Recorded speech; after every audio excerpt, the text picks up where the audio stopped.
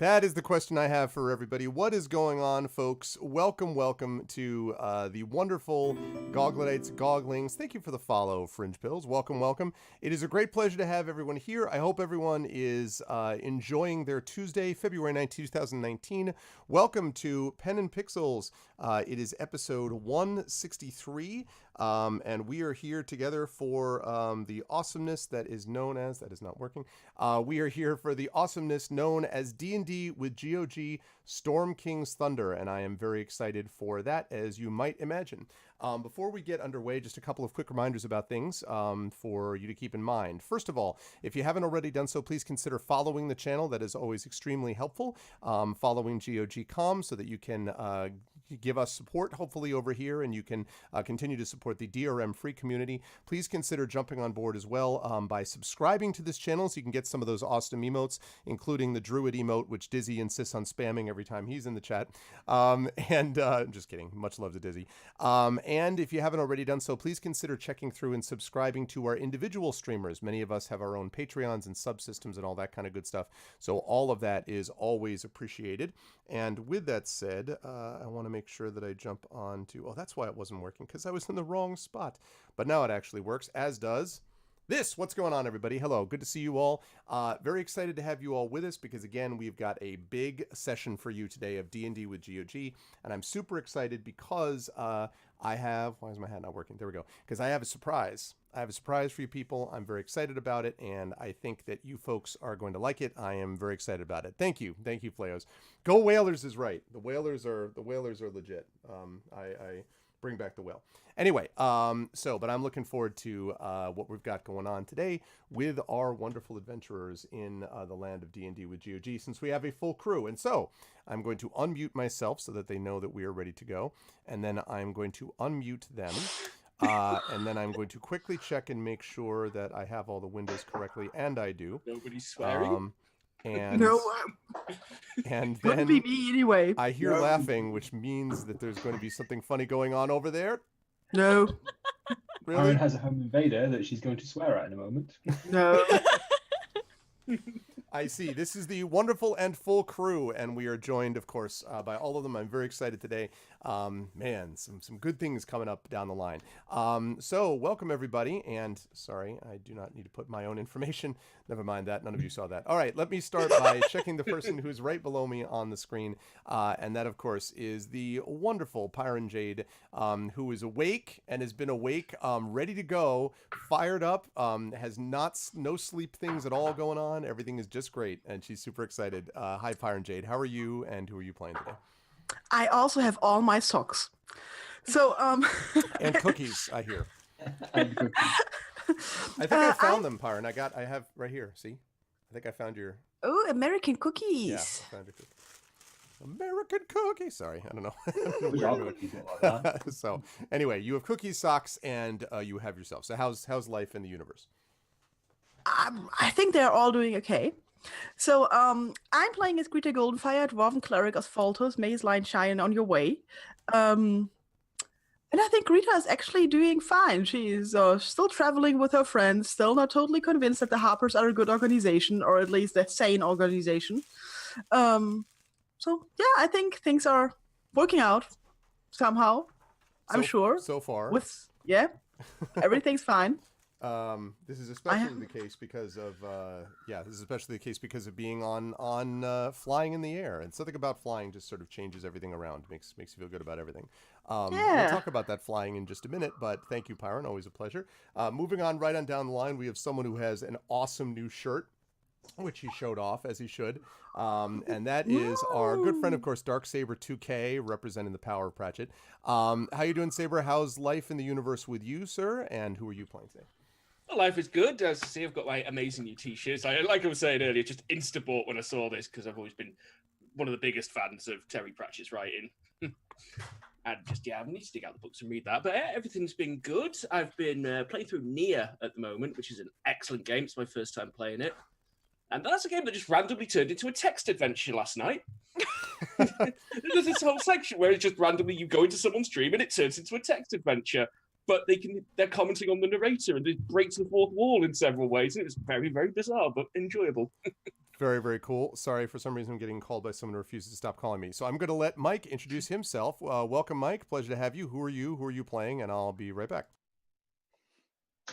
Yes, so I'm. Oh wait, yes, I'm not on mute. That's a good thing. Yeah. So the world is good with me at the moment. I am playing as Urash, the half-orc barbarian and devout follower of Tempest. And I just want to say, whilst Arv is taking the opportunity to answer a phone call, I just want to give a shout out to a couple of my fellow streamers. I say fellow streamers, I don't really stream anymore, but I said this in the kind of agreement beforehand. On Echo Alpha's recommendation, I started watching Dark Saber's streams of the Arkham series recently. Obviously, there's quite a few of them, so I'm not completely through them, but they are really, really entertaining to watch. Also, because I've been playing Resident Evil 2 recently, because I've been playing Resident Evil 2 recently, I also ended up watching some streams of other people playing Resi 2, just to see if their opinions were similar to my own, and also it was enjoyable. Found out that one of the most entertaining Resident Evil 2 streamers was our very own Tasty Child. Absolutely on point with some of the stuff that she came out with while she was streaming it a little while ago. Like, I had it on the TV whilst I was doing some work, and I was shouting with enthusiasm at the TV in agreement. Like, she made a comment about a part of the game. I'm like, I know, right? And I'm almost having like a conversation with someone, and I'm like, oh yeah, this isn't live. Oh, I forgot about that. So yeah. Absolutely, I'm trying to consume Twitch more like a chat user, almost a consumer of Twitch media, rather than actually streaming on it. And there's just, the stream team just remains a top shelf selection of content, and we've just on the GOG.com stream, I mean, everyone is just one of the pinnacles of what they stream and who they are. So absolutely, all the love in the world to them. Wow. And I'm gonna have to ask you to stop buttering us up any year now. Yeah, like, please don't kill me. Please cease. Yeah, I was gonna say, please cease your complimenting us. I mean, It checks in the No, post. that's been with me for a while. And I want to send that love I want to send that love out to the universe and just sort of let people have that. So yeah, much love. Thank you, man. And thank you, everybody, and thanks for vamping while I was talking to someone who shouldn't be calling me. And last but certainly not least, we have Tasty Chai, the aforementioned top shelf Resident Evil 2 streamer. We were just talking about this. Chai, how are you? How's life with you? And who are you playing? I'm fine. Life is life. Been playing some Resident Evil, apparently. Yeah. And that was a lot of fun. I highly recommend it if anyone is kind of on the fence about it. It was good stuff. Just like there are some things, but we won't get into it. Yeah, I am playing River, who is a Silver Dragonborn, who is currently coming to terms with the fact that she did not swear off food completely, but that she can still eat sometimes, and is very much enamored with her entire party. Yes. And friendship. Yes, that was a big moment too. That was wow, I know it was. Some food is possible. Yeah. A vista opens up. Well, it is a great pleasure to have this wonderful crew with me. I always look forward to these sessions, as I say, because I find that this, in a way, this campaign most matches the kind of campaigns that I first started playing, which were tended to be a little bit lighthearted, a lot of fun banter, and yet there were moments of seriousness that I think when we were playing it, because I was so young at the time, kind of surprised me, and we didn't even know what we had, like where something would happen, I was like, was that yeah, and then in that awkward tween way, you're like, well, let's never talk about something that was a real moment of connection. Let's move on and talk about something else. So this party does that, but does it with the benefit of being adults when they're having that feeling, and that's really nice. So I really have appreciated this campaign, which has been a long-running one, can I just say. These folks have been through a long battle, and they are up now to level 7. So they have progressed together, and I have a couple of surprises for them today, which I'm excited about. But before I get there, I will quickly summarize what we've got going on for those of you who may have missed this. Also, I want to remind everybody that, as I fire up the music here, I want to remind everybody that in the Twitch chat, that if you are a subscriber of mine or a supporter of my Patreon, you may have an inspiration, which you can hand out to the players as well. I have found it somewhat amusing how different of my campaigns have sometimes been like, why are they out of inspirations? And I'm like, well, because the Esper Genesis cruise ship almost blew up, and they're like, okay, well, can you tell them to stop doing that so we can cross this river safely? The Marvel Cinematic Universe connection is very funny to me. Anyway, But so you do have that opportunity to inspire and connect if you are interested as well. Now, with that said, I want to talk a little bit about what happened in our last session. These folks have been trying to determine what is going on with the giants, why the giants have been driven mad, why they are beginning to attack towns and do all these things that is beyond their normal behavior on a wide scale. And what they've begun to discover through a variety of sources of information, including from one source of information I'll talk about in a moment, is that it has to do with a general structure that the giants adhere to called the ordning. The ordning, which basically organizes who is in charge, who's in second, and how the hierarchy works. This ordning has broken down because one of the people who leads it, King Hecaton, has vanished.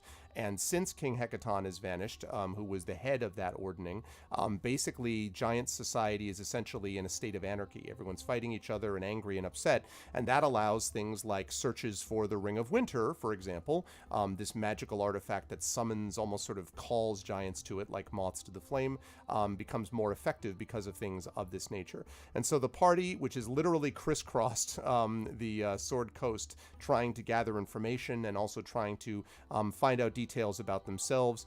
There have been a lot of encounters that they might not have expected, dealing with a ghostly set of Dragonborn, an ancient Dragonborn race, and dealing with those as an example of this. But as they managed to go through, they finally have made their way closer to what they thought they needed to find, which was Harshnag, this person who is a part of Force Grey, this association that was one of the leads that they had from a note left by Artist Cimber, who had this Ring of Winter that they found about all the way when they were back in Bryn Shander. So it's been a long sort of time coming.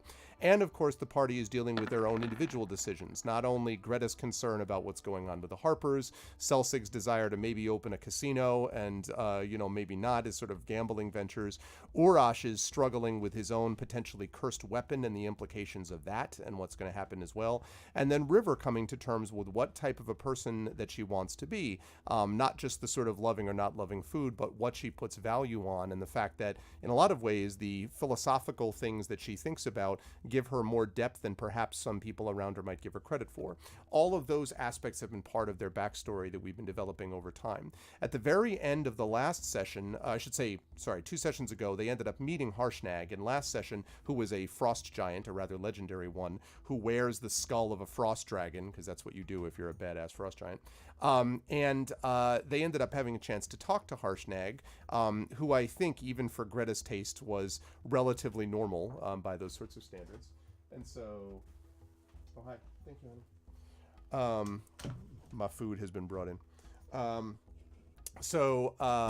was I talking about? Harshnag, yes. Harshnag, who has basically told them a little bit about these details of the ordning that I reflected, and then informed them that he needed them to go with him to go to this place called the Eye of the Allfather, this powerful temple which is revered by the giants, in which some information, it's basically where the giants always go to when the wisdom has otherwise failed them. And there are very few giants even that know the existence, that they know about the temple, but they don't know where it is, and there are a few people outside the giants who have even heard of it.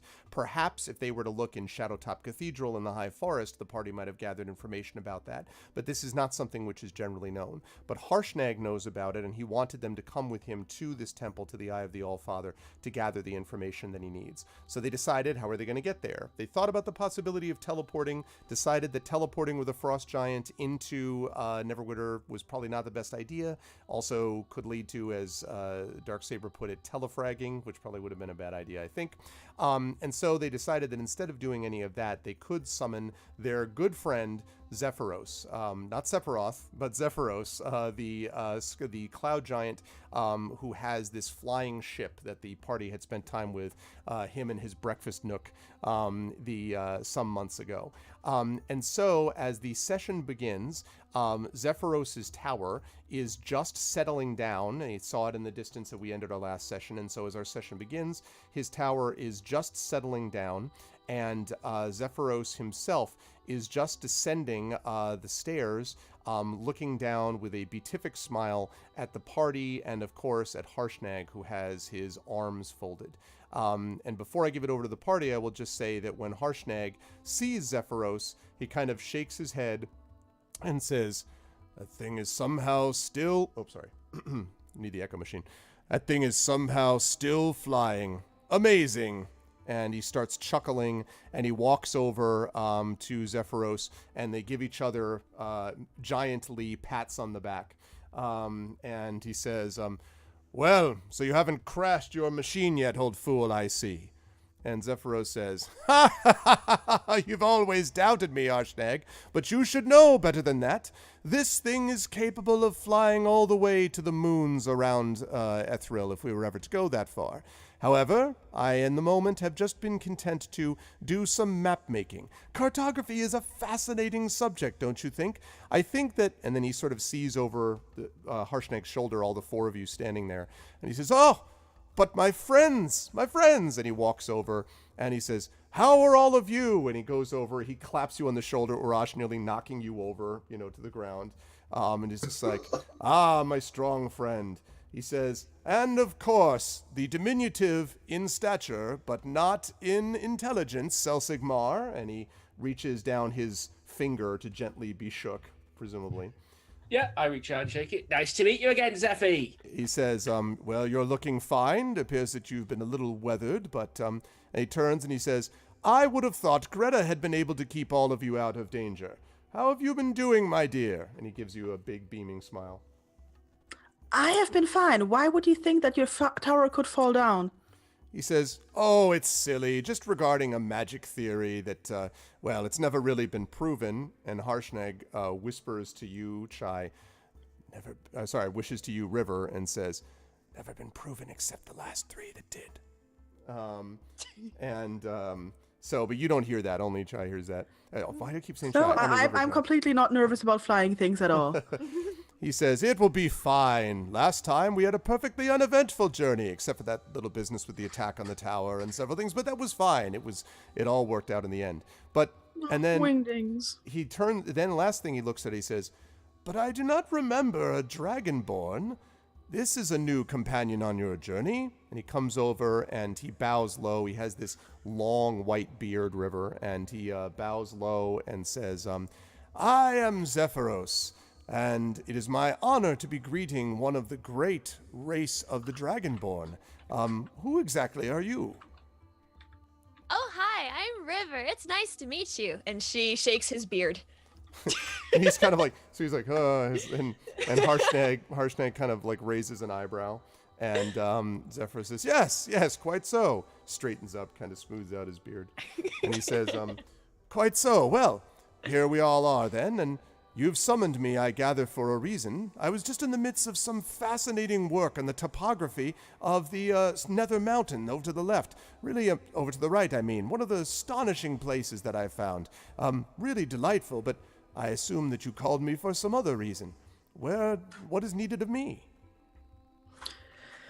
We need your help. We need to get to a place, and we need to go there pretty quickly, apparently. And we're still hunting for the Ring of Winter, and we now need to go to what was it called? The Eye of the Oracle of the place. The Eye of the Allfather. The Eye of the Allfather. I knew that. And when he hears that phrase, Eye of the Allfather, his face sort of immediately gets serious. And the Eye of the Allfather? Well, and he sort of looks at Harshnag and he says, I've not heard that name for some time. Is it that serious then? And Harshnag nods and says, I'm afraid so, old friend. I think the only way we can gather the information we need is if we go there. You know it is the proper place. And Zephyros says, yes, but it's dangerous. It has been some time since any who are not giant kind are within it. We have no idea what is in that place now. I have only seen it once. And Harshnag says, one fewer time than me. But I did see it with you once, Zephyros, you may remember. We survived it. And Zephyros looks troubled and he says, we survived it. But the little people, and he kind of shakes his head, and Harshnag says, oh, I don't like the sound of that. And Harshnag says, you know there is no other choice now. These are the people that came to find me, and they told me that they knew you. that indicates that these are part of our fate. The tapestry we've weaved together, is it not so? And Zephyros shrugs and says, perhaps, but it is a strange fate to take the human mortal races here, the small ones, to the temple. And he says, Literally no humans. Yeah, no humans. We're fine. We're fine. It's okay. We're getting used to it. I said the mortal races. No, he said the human races. Humanoid. Dragonborn. Like, no, we're not human. No, we're fine. I think humanoid is kind of racist still. Yeah. Yeah. We So need a new term. humanish would be better. I resent that. Humanish Yeah. would be better. No, why does it Humany. like human is not the standard here, okay? There's no human in this room, and we don't even have a room. With my human I'm They just are going to go with the literally typical default, a white, middle-aged male American. Why is that not actually the default? There are No, okay. literally more ponies here than humans. That's actually very true. Yeah, they're bipedals. Yeah, exactly. Humans are a myth. The ponies are not bipedal. No. They look down at... no, not the ponies are bipedal. You are bipedal. So complicated. Oh, The man. smaller races. There you go. The smaller races. Yeah, you notice that as you mentioned this, you can see that both of them sort of acknowledge but don't really. You get the impression that they're kind of used to just sort of shorthanding it this way. You're quite right, of course, but they seem to be used to shorthanding it in the way that was just mentioned. And they say, well, in any case, non-giants, let us put it this way. And he says, very well, if we are going to go to this place, why exactly must they go there now? And Harshnag sort of looks around and says, you can see for yourself what they're going through. These villages under attack. I myself had to not intervene, assist slightly when this group was under attack by giants not a day and a half ago. You know that their people, and even our people, have grown far more aggressive. And Zephyros nods. Why would anything at the eye of the All-Father kill us? And Zephyros says, well, he looks a little uncomfortable. He says, Yeah. for that, we probably should be on board first and actually start heading No. that way, shall we? No. No. We, like when I go to a place that might possibly kill me, I would like to know in advance, like how and maybe even why. And There's always something trying to kill us. It's fine. Yeah, we'd never You go know, like, anywhere. It's like to make an informed decision. so, Do it anyway.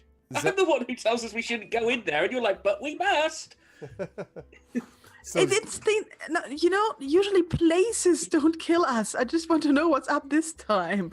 So Zephyros looks around and Harshnag kind of nods to him, and Zephyros sighs and says, well, very well. The Eye of the All-Father was a temple mostly underground, and it was built by the giants tens of thousands of years ago. It is probably the most ancient place in all of Faerun, at least the most ancient place known to the giants. The giant lords of Astoria came there for divine wisdom and also for refuge, and there are few of us now who know anything about it. Everything in that dungeon was built to our scale, not the scale of the smaller races, non-giants. You can see he's like running off in his head, like get the words right, you know. The smaller races, non-giants.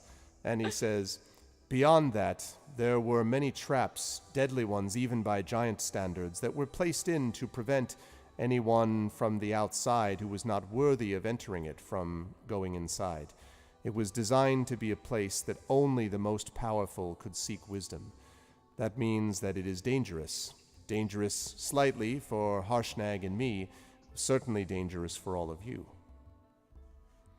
And so he says this, and then Harshnag says, however, it was not ever designed to deliberately attack or kill. It was designed for those who were not worthy. You have proven by your very presence here, Greta, your worthiness. I believe you will survive the challenges of this place just as others have before you. Which is great for Greta, but what about us three? Yeah, we'll probably be fine. he says, "You mistake me, friend Selsig. I know well enough the worth of each of you, except, of course, for the Dragonborn, and there both her heritage and her bearing recommend her." And he kind of bows to you a little bit, River. And he says, "So I believe that all of you will be capable of surviving this. In fact, I don't believe that Harshnag would have recommended this if that were not the case. Harshnag was ever cautious in heart, though brave with his weapons." And you see Harshnag kind of muttering to himself, like, all right, anyway, like not wanting to deal with, compliments to Harshnag. And he says, "More to the point, I don't know that we have much chance otherwise. Let us say that I went by myself and wandered into the temple, which was indeed my thought originally. If I went in there and I were somehow destroyed or killed, what then? Then the wisdom of the ages is lost, and then the giants' madness continues, and either they will destroy the Sword Coast, or you will be forced to destroy them. Either way, it is an incomparable loss of cultures, of societies, of creatures that are innocent and deserve to live side by side in peace. For that, I would take any risk and pay any potential price. But it is clear to me that I cannot do it alone. I am but one giant, and if many of the rest of them are at each other's throats, it will take more than one giant, indeed, more than giants at all, to solve the problems. For all of you and all the races you represent are drawn into this as surely as we are who have caused it." Could you take ponies into your tower? And they look at each other, Harshnag and Zephyros, and then Harshnag says, "I suppose. I hope your pony is agile and capable of dodging things." And house trained. Yeah. And they've gotten over separation anxiety. That's very difficult. No, I'm just kidding. Yeah, the pony's over that. I'm not sure. Greta is not over her separation anxiety. That is 100% true. The pony will cope. And the giant is curious why you want to bring a snack along. Why? I mean, seriously, why do people always want to eat a pony? This is like not normal. In my other campaign, I think I told you, Pyron, one of my other players in my Middle Earth campaign has a pony that when she drew and I made a token for her, and when she's like, "Why did you make a token for him? Why does he have a token? Why is he on the map? Why is he physical? Why does he have a token?" Like, because she was so upset. I'm like, "No reason. Let me just put the token over here." She's like, "He's not on the tactical map. Why is he on the tactical map? Why is he like?" It was really, really funny. And at one point, he vanished, and her separation anxiety from losing her pony Lillimon was very, So, You killed her pony? No, I didn't kill her pony. Her pony was the hero. Her pony saved the day. In fact, You just said from losing her pony. Because he went away. He left for a little while. Yeah, that's what they tell about goldfishes. No. She's on He you. went away and said, "Look to my coming." We sent him to a lovely farm. Oh my God. Not in any way is what's going to happen to him like what happened to Boxer when he's not at all. An animal farm. Anyway, but they look down at you, and Zephyros says, "Well, is it convincing enough that you'll take another risk with the two of us, old and foolish as we might be?" And he kind of elbows Harshnag in the ribs. And Harshnag now, when a giant elbows another giant in the ribs, it's kind of impressive looking. But Harshnag just seems to kind of take it in stride. Well then. I'm cursed already, so how this can't get much worse for me. Yay for positive attitude. So. And Zephyros kind of looks up at when you say the word cursed. He doesn't say anything, but he takes note of it. Sorry, Greta. I look at the others, so I guess we're still on our journey, this time to an ancient dungeon of the giants.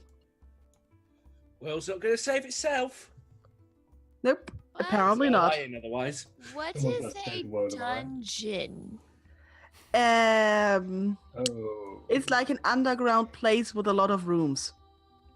Oh, okay. So like an inn. They have food, right? There can It be might not want to eat any food you find in a dungeon. It might have been there a You while. may have things you could eat, and I nudge Celsig. I'm like, this could be really useful. It's more like a very important cellar. Okay, so we don't eat. We should It's where you put the food you want to keep really safe. Oh, yes. We should take food with us just in case. okay. Yeah, because there's usually a lot of locks between us and the food. Like I say, really safe. And there may even be people guarding the food, but we'll just need to we'll need to deal with that when it comes. Oh. I don't think there should not be any people in there, right? And they sort of, Zephyros and Harshnag look at each other and they're like, and Harshnag says, when you say people, you're being so generalist when you say that. How dare you, Well, we're not allowed to say humanoid, so... Harshnag looks at Zephyros. He's like, how many legs does a chimera have? Yeah, exactly. No, but you could tell that it's less that they're trying to keep something from you and more like it seems they're sort of like because they haven't been there obviously for a long time, obviously. So Okay, I mean there could be only two types of people entering the dungeon, like the worthy ones, who should maybe not be a problem for us, and the unworthy ones who should all be dead, right? And Zephyros says, "That's the Yes. spirit. See, this is the kind of optimism that I remember from Greta." And Harshnag says, "Yes, indeed." Okay, let's get the pony into the flying tower. And by the way, Sweet Roll is staring up at the tower with, like, just kind of, he's just been frozen in place, looking up at this giant's tower and the giants. It's just like, Sweet I roll. see good stuff, but this takes the biscuits. Yep. What's up, Rush? I get advantage on strength carry checks, so I can carry Sweet Roll if it's unwilling. Could you just not touch my pony for a moment? I'm just saying, I'm just going out there. Yes, Okay? thank you. Lifting is kind of my thing. All right. I appreciate your support. Okay. I look at Looking Sweet Roll throwing at things with a- smaller than me and looks at Celsig. It's kind of my deal. So if you need me to do it, I'm open. Yeah. I give Sweet Roll a very stern look. You flew with a dragon. You can manage a magical tower. Get in there. Whoa. Roll for persuasion. Is it more like persuasion by now or still animal handling? I don't know. It would be Well, animal assume, handling. yeah. If you're talking about with him, it would be animal handling. I suppose it depends how much of an equal you're treating him as. Yeah, that's true. If you don't want to be specious, I mean, listen. When did Sweet Roll become a he? Wasn't Sweet Roll Oh, a she? I don't know. I think you should be impressed that I remembered her Sweet Roll's name. I think that's the Yeah, it's a name I can pronounce. I'm really happy. But I don't remember if it was a he or a she. I'm not even sure if you specified. Did you specify that it was a she? I don't remember. I'm pretty sure Greta never looked it up. Okay. So, well, now you have to, I guess now's a good time as ever. So is Sweet Roll No, a he or a she? Sweet Roll now tower. Okay. It seems like invading her privacy. I'm not. Okay. I lift the tail up. I'm like, it's a horse. No, it's a pony. Yeah. Okay, sorry, it's a small horse. And it says, so Zephyros looks down and says, "It's a pony. It's a little pony. I've often thought about little ponies. Like, for example, Harshnag, do you remember My Little Pony?" And there's a pause, and he says, "It was that one that I had," and then they go into some other conversation. There's just a pause where My Little Pony just echoes a bit and then dies out.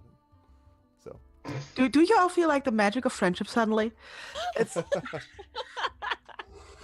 I'm getting a real serious friendship vibe right now. yeah. So still, I would like now try to convince Sweet Roll to get onto the magical tower with the big wizard's head. okay. She flew with a dragon. She should be fine. Okay, so she she seems to kind of like, I think more of it is that there's the tower and then there's sort of like hesitantly kind of takes a few steps towards the tower. It's that plus the giants plus the, this is like a lot of things at once. But Sweet Roll is nothing if not loyal. And so as you sort of coax her along, she moves towards the tower very gradually. And with a little bit of coaxing, you manage to get Sweet Roll up the stairs. The stairs, by the way, curve around the outside of it. And in fact, I don't even know if I still have the picture of this. I hope you do. I really do. I really hope I do too, actually. What are you looking for? I'm looking for the picture that I have of the tower, of his tower. Yep, I've got one right here. I'll pop it in chat for you. Oh, lovely. That'll be great. And also a picture of. I sent it to Chile a while ago in chat, just for reference. Okay, good. There's Greta once asked, "Why does the tower have a hat?" And I replied, Yeah. "So you know it's magical."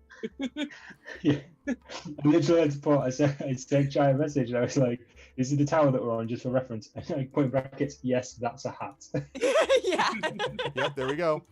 I just put it up on the stream, and you can see that is literally what it looks like. It's not even a joke. That's literally what it looks like. That takes me back. The good time. Do griffins eat ponies? Sometimes, but not if they're trained, presumably. Why does life have to be so difficult? They didn't eat me. That's true. Good point. That's true. Good They point. didn't. And when you go up, of course, you do not see the sadly departed. I believe it was Wingding, who did not Yes, make it. I'm still wearing. I asked for and wore one of Wingding's smaller feathers in my braid. I'm Right. still wearing that. That's right. But you still see Beaky and Claus and Squawker. Beaky and Claus are very, very happy to see all of you. They all kind of nuzzle up. A few of them knock you over, Selsig, which happens quite a bit around the Griffins. River, of course, they have never met you. They kind of sniff you curiously, these three Griffins that are at the top of the sort of top of this in their eyrie. And this is an incredibly amazing tower that is just sort of beautifully white stone. There are these multiple levels that are not easy to go up and down. And you can see that actually there are now some cushions that have been placed at the foot of each of the ladder of the sort of the holes leading down from level to level. And Zephyros goes in. He says, "Oh, it was just a precaution, I thought I might be transporting you again. And, well, I just," and he kind of looks at Selsig and Urash and then says, "Just in case, I thought, anyway." And he kind of continues to make his way up. So he's got. You might want to put a mattress just in the middle of the big drop. Right, Urash? Yeah. Okay, and they are, and then you are off on your way. When the tower first takes off, and I'll make a little freehand note here. So you all take off from here, and no, let me do it a different color so I don't get confused. Let's go with that one.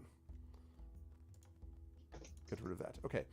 When they take off from here, for a while the tower sort of follows along this river path into the Nether Mountains, and as you get to the Nether Mountains, you can see Zephyros starts shouting out, like the wind blowing, his beard flapping behind him.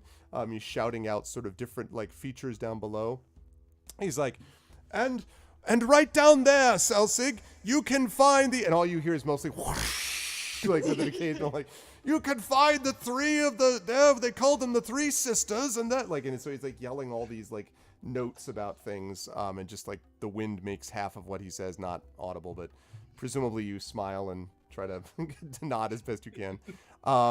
And he goes along off this, and they go very, very quickly, actually. In fact, the ship makes this journey probably in only about 4 to 5 hours. And as you get past to the north of Mithril Hall, you see that you are heading, it's getting very cold, the air now, and you are heading literally into the spine of the world. Now, I believe you were in Bryn Shander, which is on the sort of western edge of that. But that still was in an area where it was right at the foothills of the mountains, and then you went down into Luskan and Miramar.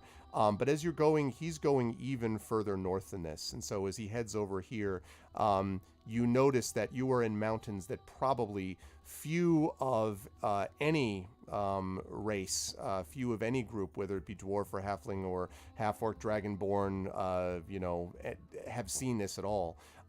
And you don't know how many giants have, but certainly it would not be easy. And it strikes you as you're looking down over it that the land below looks so inhospitable that the idea that anyone could even have survived the journey seems difficult to you without magical means. I mean, like, there doesn't even look like an easy path down below. There's just a ton of blowing snow, and just, like, it's when it does clear every so often, you see these sheer drops off the side of the mountain, these ice ledges, these places that look like very beautiful, but very stark and angular, and of course, all very dangerous looking.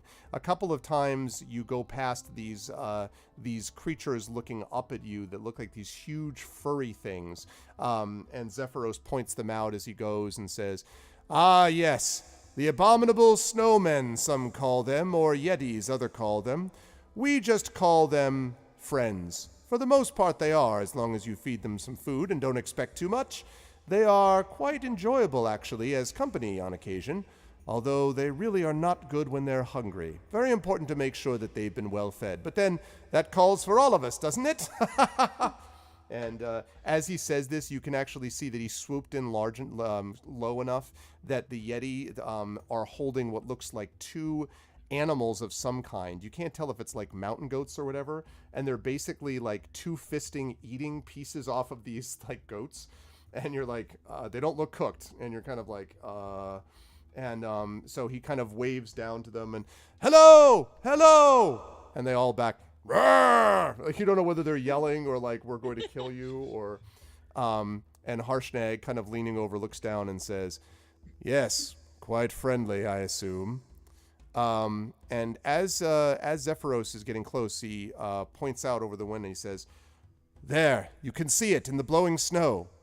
And as you look, you can actually see that there is one sort of point mountain which seems to be taller than the rest. And at the foot of it, you can actually see there is what looks like a wide, I should say, ledge that is basically leading from the edge of the mountain. And again, it looks very like covered in ice and snow, wind blowing in all directions. And as the tower gets closer, it's buffeted a little bit by the wind, but for the most part, presumably the magic that Zephyros has on this manages to keep it fairly level. And Harshnag, you can see, is kind of getting himself laced up and ready to go as if you're coming to the end. And Zephyros says, "I wish, my friends, that we had time to go to our breakfast nook. Perhaps the next time we will make it happen. I have found some wonderful ingredients for omelets of late." I just make very appreciative noises. River, you'll like the breakfast nook. Oh, yes. Oh, I'm excited. He says, "But unfortunately, that is not for us today. In fact, it is too cold here for any real breakfast to be had. I suppose frozen foods are a possibility. Did you know, Harshnag, that one can preserve food for later use? I think it could be very valuable. I don't know really the definition of what these things would be, but there's such a thing as reheating. Did you know this?" And they start chatting with each other, and Harshnag is kind of like nodding every so often, looking over at you and kind of winking. And then Zephyros turns back to his work, and the tower sort of settles in and gradually begins to lower. And as it gets closer to the ledge itself, the wind becomes that much stronger and begins to buffet the tower back and forth. And Zephyros shakes his head and says, yelling over the wind, "I was afraid of this. There are some things which prevent us from coming too close, at least things with magical capabilities like what this is. I don't know if I can get you right any closer than this. In fact, I'm not even 100% sure if I'll be able to even touch down in this weather." And Harshnag says, "Why don't you put us back at the other side of the passageway leading here? I will guide them over." And so Zephyros nods, and sort of backs the ship up. And as he backs the ship up, sure enough, the wind almost rather suddenly dies down as he gets farther away from the actual temple. And eventually he sort of settles it down, and it touches into the snow. There's a puff of snow as the tower hits the ground, and you are now standing on a passageway looking up at this thing. Now, I'm going to see if I can get a picture of this for all of you, because it is pretty cool looking. There we go. Lovely. Let me view the image.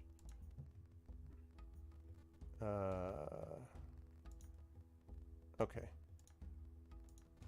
Good. All right, I'm going to put this up on stream here in just a second. So we will get rid of Zephyros' tower for now. I'm excited whenever we go anywhere north, just in case it's near my homeland. Yeah, and this actually, I forgot if you were more to the east or to the west. I can't remember. Where is it the Sea of Frozen Tears? Just south of the Sea of Frozen Tears. Okay, so if it's that way, then it would be a little bit over to the west from where you are. Okay. So it's a little bit farther over. But still, I mean, you remember some of these things for certain of your youth. And you can now see what it is that... Oops, sorry, messed up the map. You can now see what you're looking at on stream. This is the area leading in, and that's pretty much to scale. You can see where you are, what those two figures are, and then you can see the temple. It's this thing which looks almost kind of hewn out of the living rock. It's a 40-foot wide, naturally formed stone causeway, and there are sheer cliffs which are plunging hundreds of feet on both sides of the route. The causeway itself is covered with a ton of snow kind of leading up to it, and there's a very faint bluish light that's kind of emanating from inside there. The other thing that you notice, all of you, even without having to make a perception check, is that there are fresh tracks heading towards the mountainside.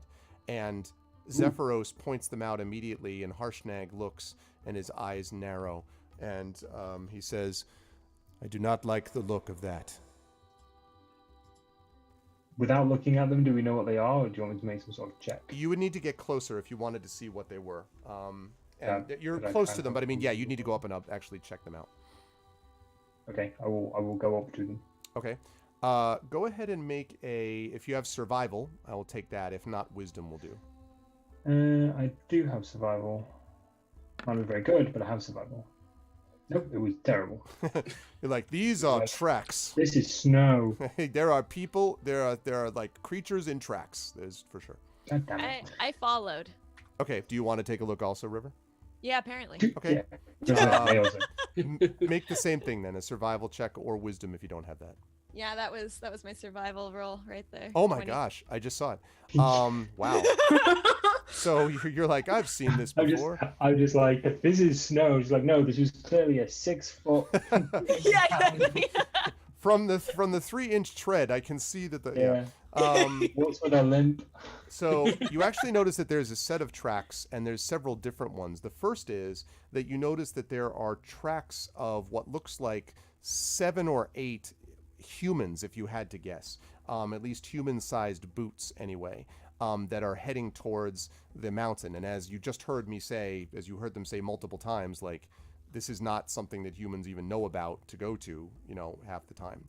You also notice something odd, which is you see, so you saw those set, and then basically behind that set of tracks, there is another set of tracks, which is, again, human, and what looks like the large tracks of a wolf walking along right next to the human. Okay.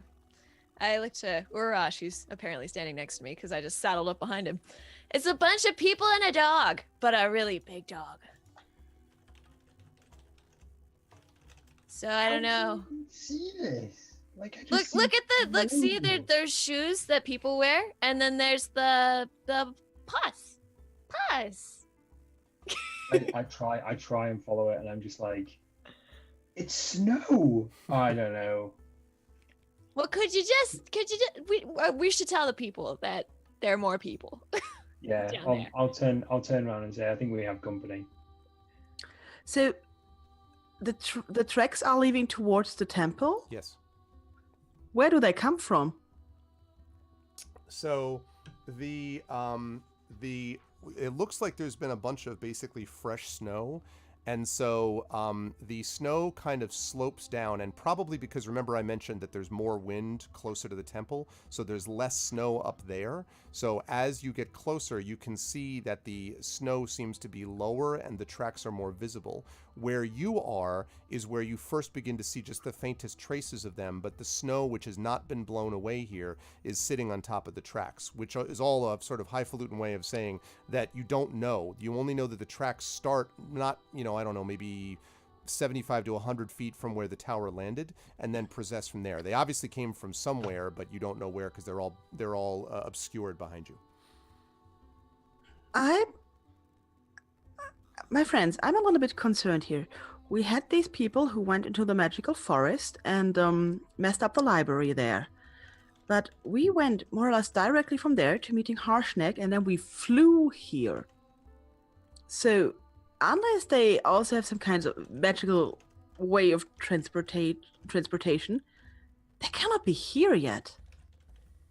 Well, we don't know how long it had been since they visited the forest. We don't know how far ahead of us they were, but yeah, that's quite a large distance. How far behind these people are we? Yeah, but we're like in the middle of nowhere. And they were apparently walking and having a dog. I mean, no horses to carry their stuff or woolly mammoth or whatever you move. No. It was a really big dog. Okay, you can put a lot of stuff on a really big dog, maybe. But it's still not... I mean, if you're walking up here... Well, maybe they had a floaty tower too and they just landed behind us. Maybe they've got access to our teleport network. There might be a teleport around here. Sephi, are there more flying towers like these? And he says, "Why, certainly.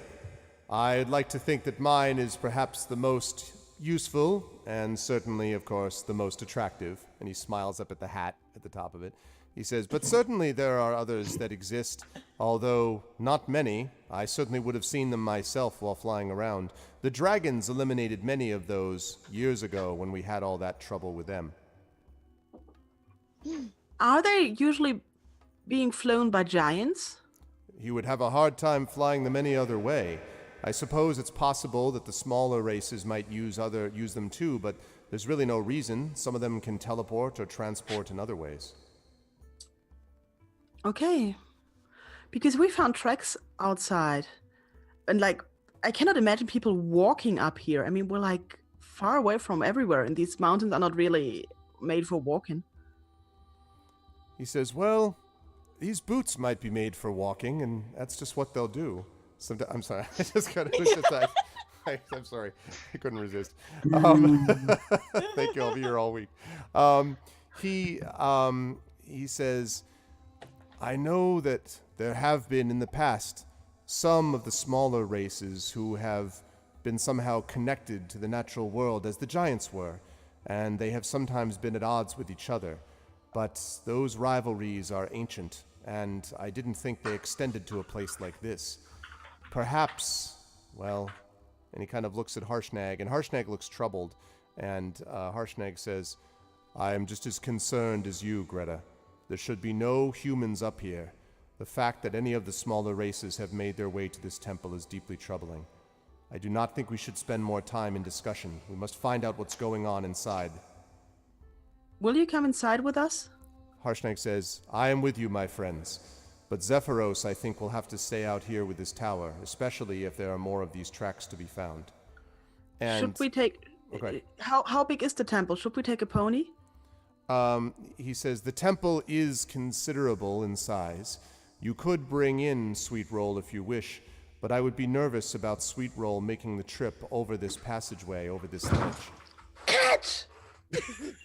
You can see Sweet Roll is already uncertain. You see Sweet Roll jumps into the snow behind you. Yeah. Sephiros, if it's okay with you, I would leave Sweet Roll with you.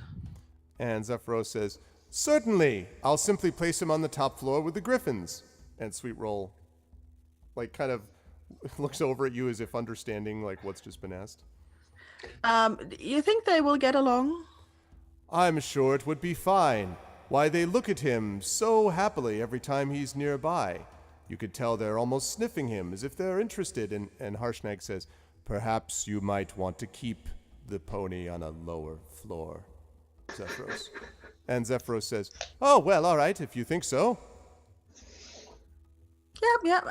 I think Harshnag has a really good understanding of ponies. And he nods. Certainly, I'll keep them separated.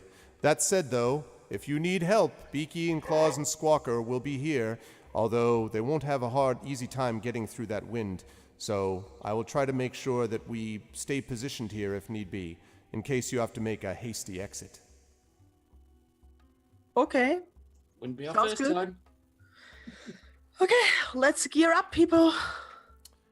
All right. So, assuming that you folks head in to do this, you pass over this ledge, and as you go, the wind continues to blow, and when you get to right about, I can't actually signal it on this, but basically right about where the walls of the passageway there of the ledge are starting to curve outwards, so basically curving to the left and the right about that spot, the wind begins to pick up considerably, and you can now see, again, those tracks that are leading further in. There's much less snow as you get closer to this large dome. And for this, I'm going to actually position you folks in a new map. Ooh. All right. Remember, if anything looks like water, don't jump in it. Okay. Goop or poop. So what I would like is for you folks to bring your characters down onto this, if you could, please, by dragging them down on there. And you're going to be right here is where you're going to be starting is right there, roughly speaking. And Uh-oh. Everything's all black for me. oh, I'll bring you over. No. Sorry. There you go. Oh, there we are. Yeah. There you. Okay. So as you folks are bringing things down there, I will tell you that there are 6 30-foot tall stone pillars which support this dome. And each of the pillars, you notice, is carved with a wraparound like a bas-relief. So there is basically a large carved stone image on each of these pillars. And you'd need to, look at each one if you wanted to see what they all were. Oh my days! I've forgotten again how to move my character. Yeah, me. Oh. Where am I? How do I put myself? Yeah, I was clicking dragging, but Did I? Okay. Did you find? Okay, you're in the black. Can you move yourself there? Are you able to? Because I can't get to your I've token. forgotten to do anything. how. Oh. Do I just click and drag my name? I can't. I tried that, it remember. didn't work. yeah, it's not working. Yeah, I Alright, tried that hold as on. well. All right, hold on. Oh, I did something. What'd you do? Oh, that's me. That's me. I Look, just brought how- you in there. I've managed to Oh. hide myself behind Mike's bloody thing, and I can't click on it. I've actually got to create tokens for all of you. I can do this a long time ago. I think I just kept looking at the pictures and yeah. I Oh, need to yeah. remember to make tokens for all of you. Celsig, there's you. Okay, so how did you guys do Right, that? I just literally dragged you down. Oh. Where is, list of characters on the right hand side? Yeah, did you door. never have a character? Did we not talk about this, Chai? Did you never get a character sheet in here? No, I've always been rolling manually. Okay. So we need to do that. I need to Just figure out a You've way. been doing it manually. Okay, let me just copy you then. I love that And your character's so like mysterious that not even you know what you can do. I Either mean, way, I have the sheet up, but yeah. I'm gonna just cut and paste you here. by the way, Chai, what are you wearing? It's a shirt. No, I mean your character. Sorry, River. What is River wearing? What's River wearing? I don't know. Sorry. What are you wearing, Chai? Goodness. I'm sorry. This is now it sounds creepy, and I'm really sorry. no, it's okay. Well, What are you Oh, wearing? tell me, what are you wearing? I mean, Tell it's me, kind of you just said it. just rags, honestly. Like it's kind of just like a really, really plain set of like normal clothes that have seen better days because I lived alone in the forest for so long. So, Do you have a backpack or something? do I have a backpack? That I- River. Yeah, no. I'm looking. I know. I don't. You'll have something to keep your stuff in, like a satchel Sure. or something like that. Yeah, I think you would have a satchel. Let's say that I have a satchel. Yeah. Okay. Like, I even if it's sneak, just I sneak behind River and stare at her bag. It's my bag. Okay. Okay, that's not weird. What's And I'm assuming what? just a quick housekeeping thing. We've all got like furs and stuff from Zephyros's tower, right? Because I don't want to die of exposure. Right. Zephyros had given you some of this, and Harshnag also, Cool. who would know, is also aware of this too. And not to sound cheeky, but as we have just boarded and flown on a magic tower, were there any freebies like potions or anything like that we could grab? I wouldn't say freebies, but I would say that there are provisions that are designed to be resistant, like jerky and stuff like this that is designed to be sort of resistant to cold, very difficult to poison. Probably not the most appetizing food of all time, but definitely stuff That's fine. If there's stuff like that, I'll take a couple of fistfuls and stock up for people. Okay. Just in case we're in here for a very long time and we need to make camp. Sounds good. Also, I think to have lost you on the map, Mike. Where is? Oh my days. Where's my? There it is. My character's picture is right here. There we go. So that's my picture, but I don't have a token. That's fine. I'll work on the tokens later. I might have to do it off Okay. stream. Okay. But yeah, that's. Oh, is that Harshnag? Adjust tokens. The guy with the eggs is Harshnag, I guess. Yeah. That's yeah. that's the giant who just came up beside you and is growling at you. No, that's Harshnag. Yeah. Well, it's not the first one, to be honest. Roll for initiative. Yeah, I was gonna say no. It's okay. I get advantage. It's fine. All right. So so you come up to this and you see that he's sort of looking, reverently at the pillars. Harshnag is, and he doesn't say anything. He's just kind of amazed as he looks at the different art on the pillars. Go ahead. I look over to Selsig. Actually, I will walk over to Selsig whilst everyone is just sort of like in awe at these pillars. I'll go. You're familiar with hidden things. Is this going to kill me if I walk through it? Maybe. I haven't had a look yet. Walk across and I'll let you know if anything happens. All right, sounds like a plan. No, I'll go walk over and just examine the entrance. Okay. So you're going past the pillars. I just want to make sure I'm just examining here. I am because I don't think they look out of place. Okay. Okay, As far as roll it. my keen understanding of giant architecture. Exactly. Yep. That's why you're along. That's why you're here. Yeah, I'm Okay, here to evaluate the place. So as you're looking at the outside, so first of all, the snow is, obviously thins out considerably and disappears after about maybe, 100 feet. These squares, by the way, are larger. These squares are 20 feet each. So not 10 or 5. These are 20-foot squares. So right around maybe here-ish, I would say, the snow seems to stop. But you notice that the tracks continue east into the complex. And you also see something else, actually, Selsig. At the very end here, sort of right about... Is that right? Let me make sure I got that right. Hold on. I mean, I tell you the wrong thing. No, I take that back. Right about here, you see a very strange sight. And it is... You see someone... which has their back to you, and they're kneeling on the ground. And next to that person is a large, what looks like a large wolf or It's a warg or a Fleos! creature or something like that. What? What? What? And you sort of see them kind of facing away from you.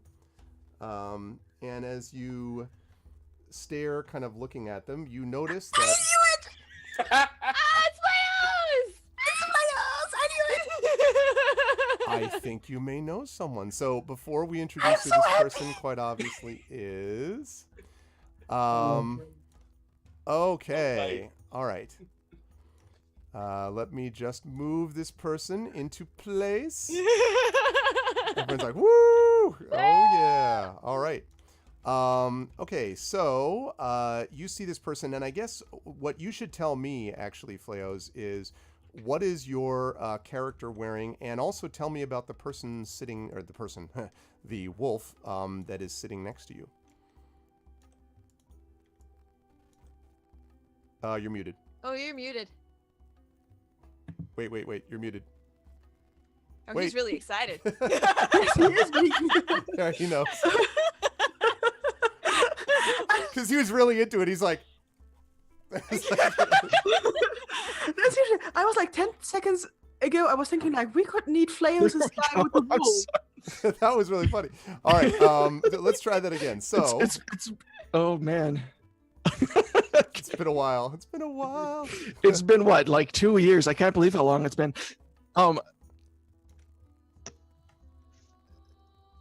Sorry, I had the audio on, obviously.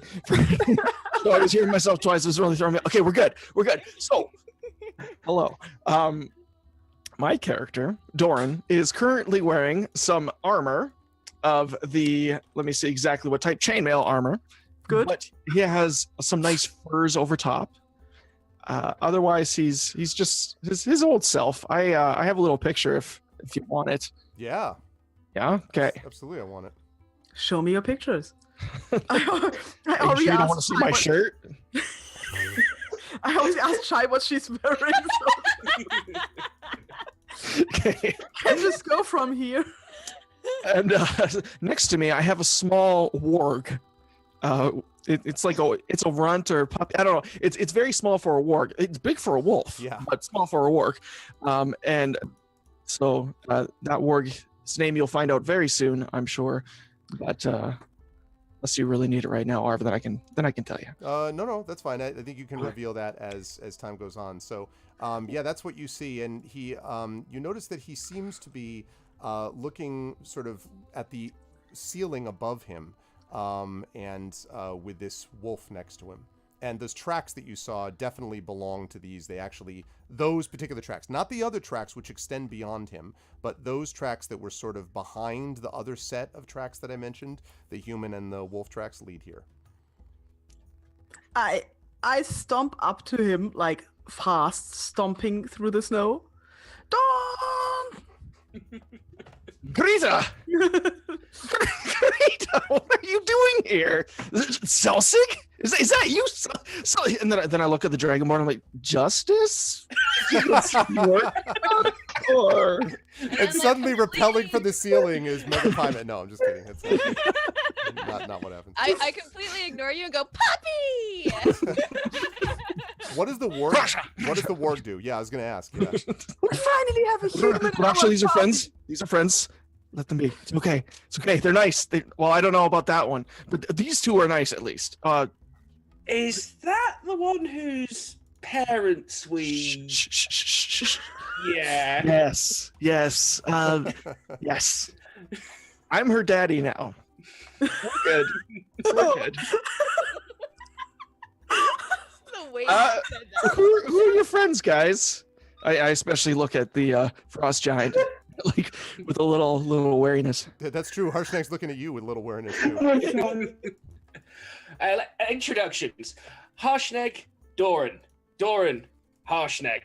Doran used to adventure with us many years ago, and we're currently working with Harshnag to stop the giants killing everybody in sight. Oh, perfect. I also want to stop the giants from doing that. Excellent. So, what did you call your puppy? Raksha. Rakshar or Arakshar? Just a Raksha with the R. With the R. R sound. Okay. I walk up to the puppy and do the, hi, puppy. This is River. She is a dragonborn helping us on our quest. Oh, River. Nice to meet you. Hi, nice to meet you and your puppy. Thank you. She's a friend. Yeah. So that is Harshnag, Frost Giant. You know how good it is for some reason now to have a human on our party. And a Harshnag kind of says, "I knew eventually we'd get there." You know how hard it is to be a human? I don't even see in the dark. All of you guys see in the dark, probably. I can't see it.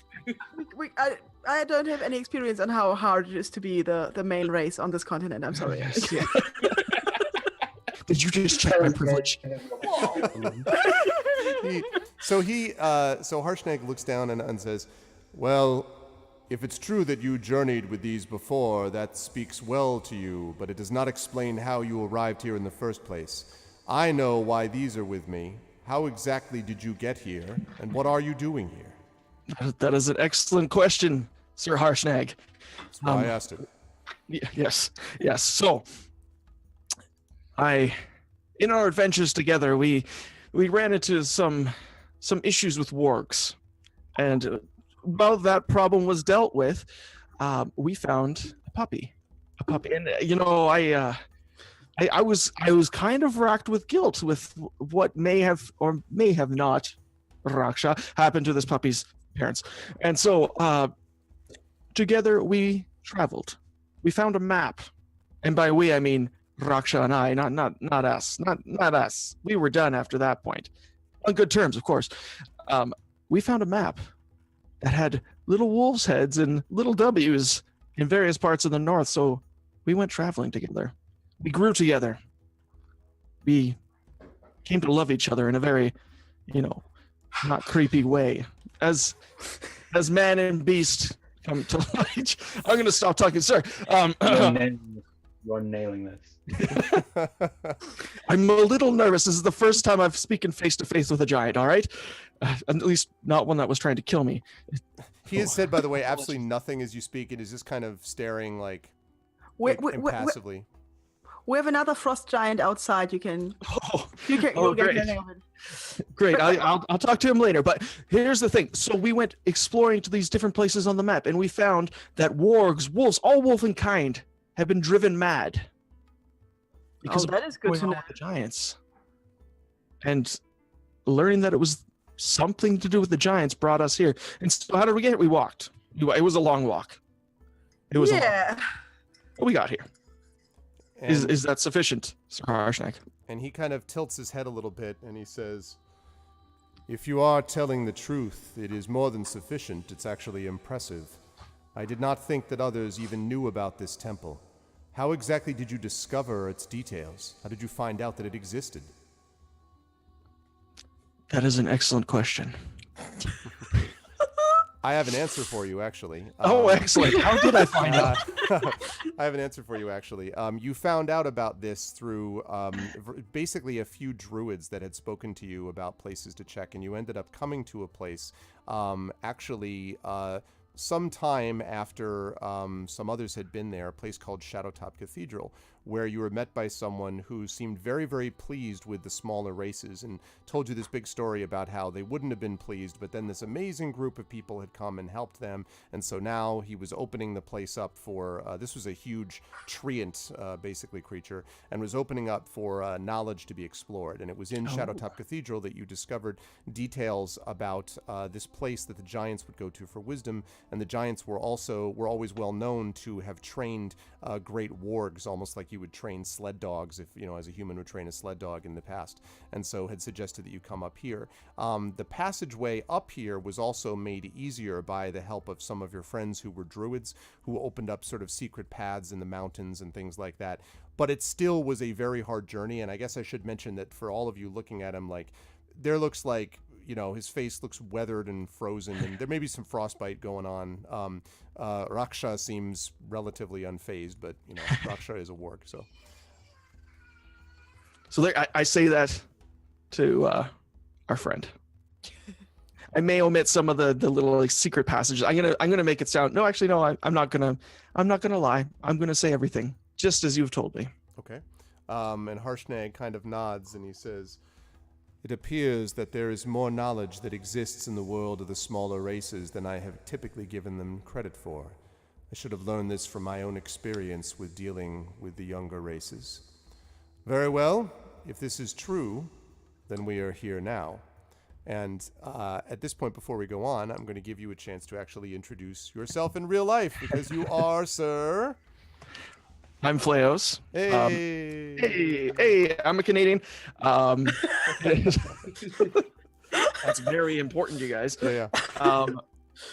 and my head is cut off in the video, it looks like. So I started off with this group as we played D&D for ArvCon 2016, I believe it was. That's right. And we went on an adventure together, and it was great. But because of the time zone that I live in, and because of the huge spread of characters, I mean, we got Pyre and Jade out east. It didn't work for timing. So this week is a holiday week here, and so I got the chance to join up, and I talked to Arv, and he's been very accommodating. It's been great. So I'm super happy to be here. I am playing a human male named Dorn. He started off as a fighter, but in his adventures, he's turned more towards the ranger beastmaster type. Just because, when you're off adventuring with a warg puppy on your own, you tend to learn things that keep you alive. And so that's what we're doing here. Yep. And as he says, Fleo's reached out to me a few weeks ago, and we started thinking about what the times would be. And so we have a couple ones. And the other news that I think I can reveal here is that that he's also going to be with us one other time, which is going to be in about, I think we figured out like maybe a month and a half or something like that. There'll be one other time where he'll be able to join us before the summer months. So he will occasionally dip in as a guest cameo star. This is assuming that the players here don't mind that, but I'm guessing they're going to be okay with Fleo's making, judging by the reaction. Of course. As you can see, Doran has been quite busy, and Yes, The puppy. I introduce Raksha. he's like, oh man, yeah. How old is your oldest now, Fleos? She's turning 2 in a week and a bit. Turning 2 in a week. Okay, and this one is just how old? This new one? She turns 2 months, or she turned 2 months 2 days ago. Oh so. wow! Yeah, congratulations, that's great. So this Thank is you. Fleos, folks. So former GOG Yes. regular streamer, and I'm still known, of course, to people on GOG, etc. And yeah, he'll be joining us once in a while like this. So this was my surprise for the group, before the other myriad surprises that are all totally normal. Anyway, so now that you've all sort of had a chance to meet each other and be like, hey, what about that? So Harshnag kind of looks at all of you and says, well, for the moment, it appears that our paths converge. I don't know whether, he's looking around, I don't know what about the rest of these, though. Do you know anything about these, Doran? What are these other tracks here? That is what I was trying to figure out right as you guys arrived. I've been looking at them. I can't get too much. I think they're human, maybe humanoid, possibly human-like. I'm not sure. Also, sorry to be rude, Mr. Harshnag, sir. Who is that half-orc over there? Yeah, I was just about to say, I've been in the background for this entire kind of meeting, and I will walk forward, extend the hand, kind of taking the fur glove off, and introduce myself. My name is Urash. I've been traveling with Celtic and Greta for a while, and it doesn't matter who you are or where you came from. Any friend of theirs is a comrade of mine. Likewise, sir Urash. It is good to meet you. Good Sorry, strong please. hand. Sorry. And I'll also point out that River found out quite a lot about these footprints, so maybe River knows like human race, anything like that they may belong to, and I'll just look at River. Yeah, well, I mean, it's people and puppy and you. You did some of it. I see with your feet, they've matched the steps back there. Yes, but I don't know about the rest of them. Yes, indeed. That's pretty much it. So yeah. Doran, when you were at Shadowtop Cathedral, and when you were at the library there, what was the library okay? Yeah, is like- the answer to that. It was fine when I was there. I do believe, unless my memory is faulty. Because we also were there, and apparently between you being there and us being there, somebody went in there and cursed the library. Really? We think there's another group out there looking for something in relation to the giants, but maybe not with the same intent that we have. Hmm. Was that after we were there? Sorry? Well, he said that the people there weren't happy with small folk, but then they were given a reason to be happy with small folk. That was us. Yeah, We're the small folk. He actually, That was you guys. yeah, he I came should have after put you. two Wait, and two together. Wait, you were how? No, this cannot be because we just were like at Shadowtop Cathedral like a few days ago. No, a little more than a few days ago, but also he came directly from there here. Remember I mentioned the druids? This is where he found said druids, was in this forest. So a lot of what they were able to do was to be able to give passage and walk, commune with plants, walk through plants and so forth, which meant that the journey was much quicker and more direct. Remember, you went south first and ended up dealing with the people down in the oh gosh, the city. You had to deal with the stone making guy who was doing the statues, and then you went up and found the Dragonborn and all that stuff. While you were doing that, he was going directly do not pass go. He got there about a day after you left the Shadowtop Cathedral. Never underestimate her as rangers, Greta. Yeah, I should not. I should know better. Thank you. Mike, could you just maybe move closer to your microphone, because for me it's a little bit difficult to understand you. I'm sorry. Yeah, you're cutting in and out a little bit, Mike. Why am I? Let's try that. How's that? I'm not sure if you putting on your headphone will help, but still. Well, the microphone's in my headphone. Oh, okay. Okay. Okay. I was like, well, I'm not technically savvy, but if you No, the microphone is in one of these two. So if it's in this one, it may have been slightly further away from my head as I was scratching my ear. Okay. I think it's better now. Yeah. Okay, so Harshnag kind of sees these tracks, and also as you're sort of looking up here, and actually I want to check quickly everyone's character sheets for a minute. Would this be considered Arctic terrain? Leading up to it, it would be. Once you get inside the temple, no, but leading up to it, sure. Because I have one of my traits allows me to have double proficiency bonus for tracking in Arctic weather. So I mean, yeah, well then that would have fit. That definitely fit for sure. Yeah. Okay. For sure. Also, do you have what your passive perception score is, Doran? 11. Okay. Urash and Selsig, as you were sort of standing, kind of talking to each other, you all notice that there are, as you sort of look up, kind of talking to each other, that there are gaps in the ceiling. And specifically, there are gaps here, there, and there. There are these gaps that are there. And that suggests that those gaps in the ceiling suggest that there are these, there's something off about the ceiling up in those two particular areas. Again, right above here and above here. And they look like sort of vertical holes almost in the ceiling. Correct. Now, if you wanted to know more, you'd need to be able to get closer and look around and sort of decide a little bit more in terms of how you're looking. But there's definitely something weird about the ceiling there. And where are we? You are right. Well, you're here. Well, you're I guess about here. Those things that you see are here and here. And again, remember, because these are 20-foot squares, that means you're talking about 40 feet-ish away here and there. Yeah, I didn't know if Doran and the Warg were at this location. They were here, so they were literally within 15 feet of those things, and certainly had not seen what you saw. How do I move my little picture? I think you should have click and drag. Yeah, you should have control over it, but like that. Okay. Got it. Now it works. I just had the wrong thing selected.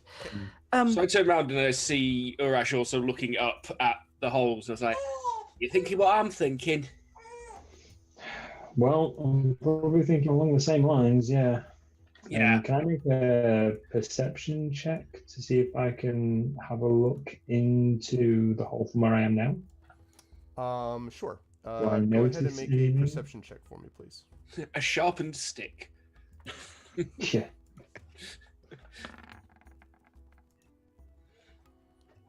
You're like, look, the ceiling. There are Look at ceiling. I've discovered holes in the ceiling. I see a gap. I've seen this before. It's a non-place. Yeah. I'm going to go up to the nearest one, but not step on the tile underneath it. Okay. I'm working on the assumption that whatever's in there comes straight down. Okay, sounds good. So Come on, Yeah, man. Check for traps. You're a ranger. Or or pushes you up and you disappear into the ceiling. Either way, the general gist is not standing directly under the obvious trap. That sounds familiar. I think I should stand under it. Every great way to check for traps throws Selsig into trap. That's disarming traps. Oh, that was. So Celsi, you're going to be you are searching for traps in that area. I'm trying to basically I'm like searching that tile directly underneath. All right, go ahead and the make that hole check in for the me. ceiling. And hello, Yeah. Afro Beer One.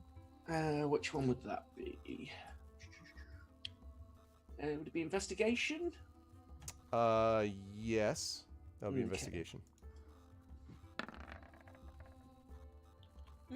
12. Yeah, you don't know. I mean, there is something very weird about it. I mean, there's no question that there's something odd, and you don't really know what it is. But there's something strange about that ceiling in those spots. I mean, there's no reason for there to be distinctive and very clear gaps in those spaces. Well, I turn around to the rest of the guys. I think it's very important you don't step directly under them. Well, the just be clear though. The problem is that the gaps basically look like, and I will draw it for you, like here and here.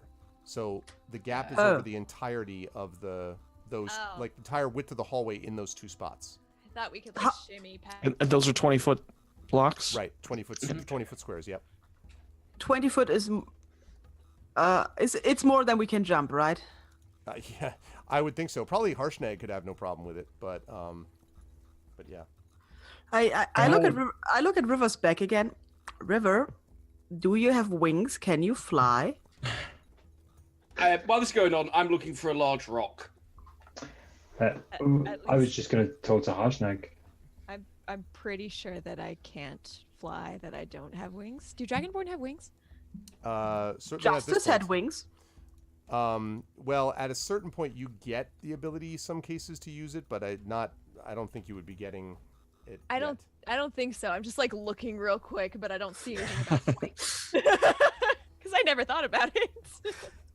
Me neither until today, so Yeah. I thought I would ask. Yeah, sometimes there are, but it's at higher levels than what you're at right now. But I actually should take a look at myself and see when that might happen, since you are all level 7 again.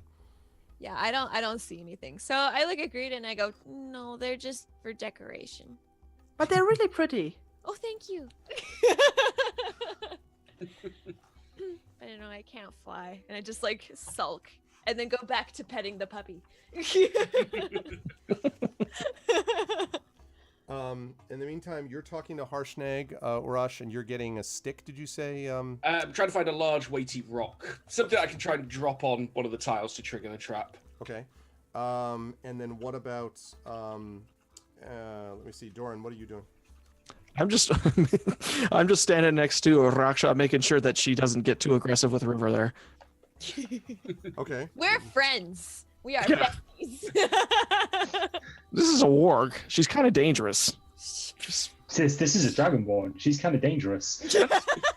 That's true. That's Speak true. to us. I've never hurt you, whatever. You're not even good food. You're a halfling. You're like an appetizer.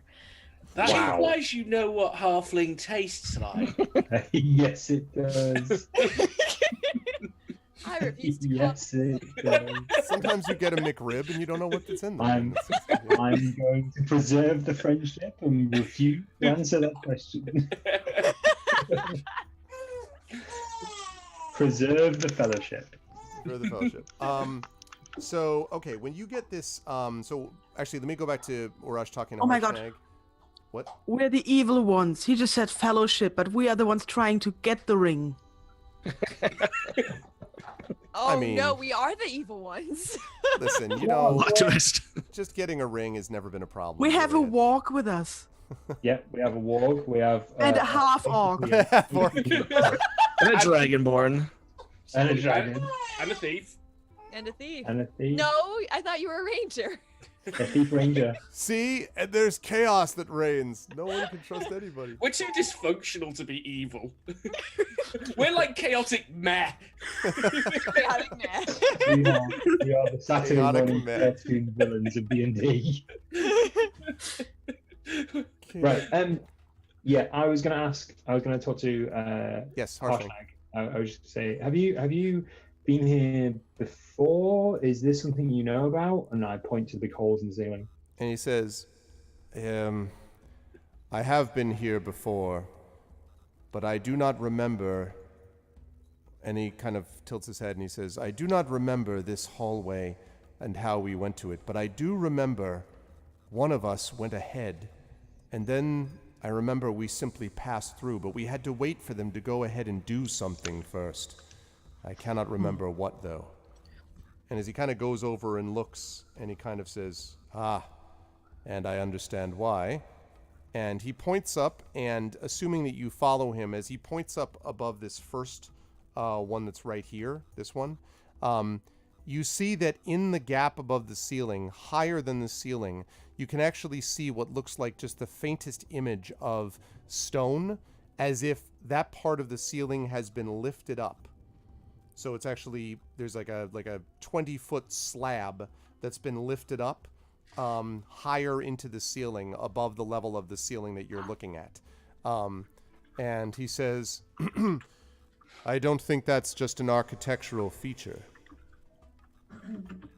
No, presumably that's going to fall on us if we walk under it. And he nods. Okay, I'll. Cool. I mean, I didn't know much about traps, but I know about stonework. So I would also like to look around with investigation. So maybe I'll just. Okay. You know, Yeah, like, do that, hey, and actually this is a new button or something. you can do that and make a do this at +2. Actually, when you make this check, this investigation check, Byron. In the background, you just hear me going, I'm getting a rock. I moved towards Elsing. The minute I finished talking to Harshnag while Guts is doing her stone thing, I moved towards Elsing. Okay. So, as you look up, you can see for sure these definitely must be slabs, and judging by the width of them, it looks like these things, if they are in fact trapped, would slam right down on that spot. Now, to be clear, a 20-foot wide, 40-foot long, and God knows how many feet deep slab of stone is going to do a lot of damage. You will be crushed. I just want to be clear if you were hit by this. And so it's definitely that exists there. And you can see that it's impossible to tell when the last time they were used, but it looks pretty clear to you that the design of this is fairly impressive, even by Dwarven standards, that it probably would be in good working order if you had to guess. Okay, I look at this like from a dwarven perspective, like, wow, this is actually pretty well made, and it would crush us if it falls on us. Well, I wouldn't want to be crushed by anything shoddy. Yeah. We're not going to be crushed by any 2-bit trap. I demand to be crushed in the manner in which I'm accustomed to. Wearing your money suit. I try like to make good on my maybe slightly unhelpful comment and look at Harshnag like, well made trap you have there. And Harshnag nods and says, yes, fairly so, I would say. And then he kind of thinks about it and says, but I don't entirely know what we are going to do about it at this moment. So, Greta, using your knowledge there, would you say that if we triggered this trap, it would fall down and fill that gap that we cannot yet get across? Thank you. That's what I was going to ask Celtic. I stare up. Do I have an appreciation of how big the slabs are? Well, okay, and one thing, just because to avoid confusion, there's not gaps in the floor. There's gaps in the ceiling. Yeah. Okay, sorry. That's why I'm looking up. Yeah, no, Never mind. because I think what he was asking you was whether it would fall down and then make it so that you could cross, but there's no gap in Yeah, the floor. I totally misunderstood. Okay. Yeah, it's in the center. I thought like they fall down, we trigger them, and then we just climb over them. That's my thinking here. Yeah, it's hard to tell how deep they are, and thus how much room they would take up. You're not sure. Can't really tell. Okay. Still, it's really some nice stonework up there. I okay. I look around. Like, do I see an obvious like button on/off switch? Make a perception check for me, and as you do this, Celsig comes back, bearing basically a large chunk of ice. Celsig is what you have. Look, walls. Yeah, I mean, not really. You most of this looks as if it's fairly smooth, this passageway, actually. And again, almost sort of hewn out of the living rock, but done inside here in a very sort of fairly talented way. I mean, maybe not quite the level of dwarven work, but pretty damn good. And I like pat the wall. Like, this is really nicely done. It's like in a patronizing way, like pat. No, it's not bad. You're doing a good job. For non-dwarf, I mean. Good job, non-dwarf craftsman. Okay, so Celsig, you're back with that rock. What are you doing with the ice? What are you doing? Well, here's what I think. This trap must have gone off at some point. And notice how it is not blocked, which means it must reset. What if we set the trap off and then run under it really fast as the stone's going back up? That's assuming that the trap doesn't get set off even if it's not all the way up top. Yeah. Otherwise, we would just be crushed a little bit quicker. I think it sounds like a good idea. Let's test it. Someone get another chunk of ice. I go and get another chunk of ice. Yep. The team goes curling. Yeah. I mean, it's fine. We're just at the entrance of the dungeon, the first trap, and we're like doing really well here. Well, you haven't been hit by it yet, so that's good. Yes. So my thinking would be the death up there. the first tile probably won't set it off because what's the point of a trap you could jump backwards out of the way of? You want them to be a little ways along, too far to run forward, too far to jump back. That's where I'd put the trigger. So right in the middle. Roughly. And so you're going to toss the. Are you going to toss the ice there? So show, like, if you could show me where are you tossing it? So it was about from here to here was the trap, wasn't it? Right. So there it was slab here and slab here. Right. Yeah. So I'm sort of we want to place it about here, I think, because that's where I'd put the trigger, like I was saying. Okay. About halfway along. We could slide it.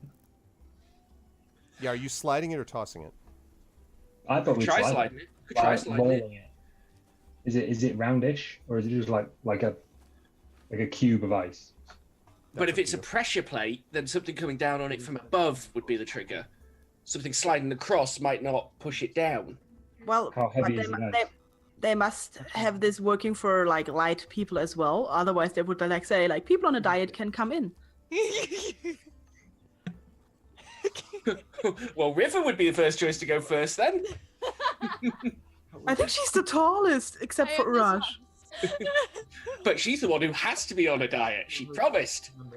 I did promise. Oh, now you made us sad again. Sorry, I was just being reasonable. It's fine. It's fine. That's why you're not delicious, is because you're mean. That's good. You're too salty. I taste bitter. Okay, let's go for sliding it along first then. Okay. I So- still think Urash should go with this. Well, There you go, I don't buddy. know. I get advantage on this, so I can only screw it at once.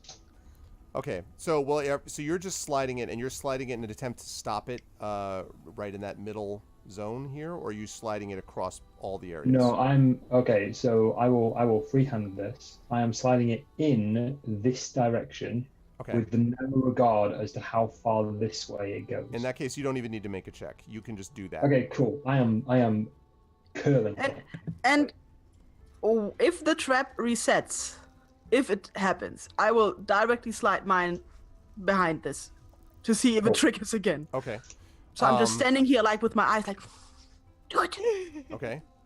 So Urash comes up shuffleboard style, push this thing across, or yes, curling as people said, and it slides across and absolutely nothing happens.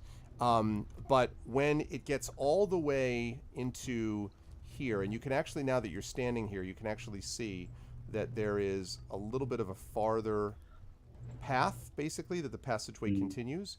And then it becomes a little bit difficult to see. It seems obscured. There's not a lot of light. And the problem is that there's light coming from behind you, but not in front of you. So the dark vision's all screwed up. So you can't really see very well. But when it gets past, so you basically give it a mighty thing, 20, 40, 60, and right around somewhere in here, you hear some sound say, "That is Nesman." Definitely a voice, and it happened after your rock passed that way. Do we all hear that? I would say not. It was not loud. I would say the only one who could hear it is Urash, who was right there. But There's definitely a thing down there. But I'm like. Oh, and you're right also next there to him. with I'm sorry. Then because take that back. I also have my ice thing. That's right, because you're taking that back ready right there. to throw. Yeah, that's right. So yes, so Greta would too. So Greta and Urash would both see that, and would both hear that. And I'm sorry, Urash. What did you ask me besides that? No, I just turn around and go, well, I definitely heard a voice, so there's something down there. I also heard a voice. Ooh, maybe we could get it to set off the trap. Yeah, that would be What cool. if it is the trap? Okay, She makes a good point. I think we should. Maybe it's the guy who has to reset the trap. Oh. I mean, I look at Harshnag. Are these traps being usually reset by hand? And he Like, says, is it a job? He says, no. In all likelihood, they would have been set automatically. It was not always clear when giants would be here to man this temple. But of course, I did not construct it. I only visited once. But Wait, is this a trap or is this like the door? he shrugs and he says, It's just a portcullis. I do Oh, not. yeah, well, if this is a sacred temple, crazy as it sounds, if this is a sacred temple, It might have a door. somebody approached it, if they've solved something out here that has unlocked it, because there are a bunch of symbols on the stonework that we didn't look at. Well, I don't think we searched for switches or puzzles or anything like that outside. What if this is just a puzzle that's been solved? And he sort of, Harshnag looks for a minute and blinks and then shrugs and says, it could well be so. But you, and I'm talking to Harshnag now, you specifically remember being here at least once and having to wait for someone to go through these. To do something, he said, but it is possible that it was simply a matter of going up to check that something was set, or perhaps that there was some ritual to be fulfilled. I do not remember having seen any gates in our way, simply this passageway. Okay. Well, I mean, we heard a voice, and it was a kind of a quiet voice. Maybe did you get what language it was, Urash? I don't know. Did I get what language it was? It was not a language that you were really Voice in the familiar sky? with. It was, sorry? The voice in the sky? Did I get what language it Voice in the was? sky. You have heard. It was kind of a guttural. It was sort of a guttural sound that sort of resembled kind of common, but not standard common. First of all, heavily accented, and secondly, like sort of a form that doesn't really. You weren't very familiar with it, so it's hard to say. But the voice, as I say, was quiet, and it did not sound big and booming or anything like that. Well, I mean, if we heard them, they heard us, because we were not quiet, like not at all. Possibly got hit by a chunk of ice out of nowhere. Yeah.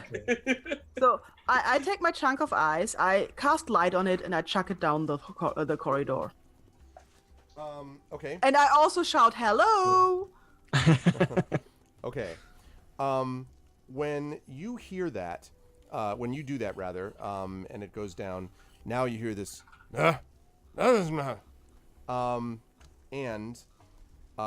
there is a moment where you're sort of peering into where the sort of light is here, and you're actually able to see farther along at this point. It's a that's good. very long passageway. Yeah. And then there is what looks like, just at the very edge of your vision, you can see what looks like a flight of stairs, very large stairs, 40-foot wide stairs that are heading upwards. But more important to you at the moment is as the sort of light illuminates this space, and you see several sort of shadowy shapes coming out of the kind of again the weird sort of half darkness, and then you see that they are actually charging in your direction, and a javelin goes flying above your head as something is coming towards you, and you see Harshnag. Here you hear Harshnag sigh heavily, and he says, "Well, wherever the small races are concerned, battles are sure to follow. Let's prepare, my friends. It's time to see how well we manage in the land of the giants." What Right, kind of folks. thing can shoot a javelin? Or can you throw them? Throw So I them. was say someone with a really strong arm. The problem was, my first thought was, oh great, we can bottleneck them at the entrance. Then I remembered it's 40 feet wide. Maybe if you get a couple of Harshnags, they can bottleneck it. Yeah. Let's get initiative going on here, folks, for Oh, everybody. Oh boy, here we go. And This is entirely Greta's fault. No, they were there because they wanted to be there. It was not. I like to think it's all our fault. So it's about 12 meters wide. Okay. Oh. Nice. You're Oh, better than what are me. we doing, guys? Oh my Hey! god! Yeah.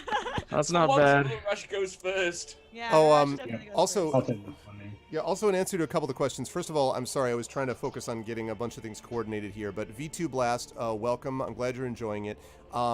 We are at the Temple of the All-Father, or the Eye of the All-Father, which is probably, I don't know how to tell you how far in that is. I mean, I actually can't, I don't want to say how far in it is because I don't want to spoil it for them. I would say they're level 7 now, so they're significantly into the adventure, I'll just say that. And as far as the answer to your question, Echo, yes, if you sub to tier 2 over on my channel, then yes, you will have inspiration to be able to inspire one of these fine people. And lastly, I'll say to everybody, welcome to Pen and Pixels episode 163. This is D&D with GOG. We are playing Storm King's Thunder, and today we have not only the amazing regular crew of Pyron J, Darksaber 2K, Screaming Joypad, and Tasty Chai, but are also joined by a former member of this group, and that is Fleos, who is with us as Doran has returned.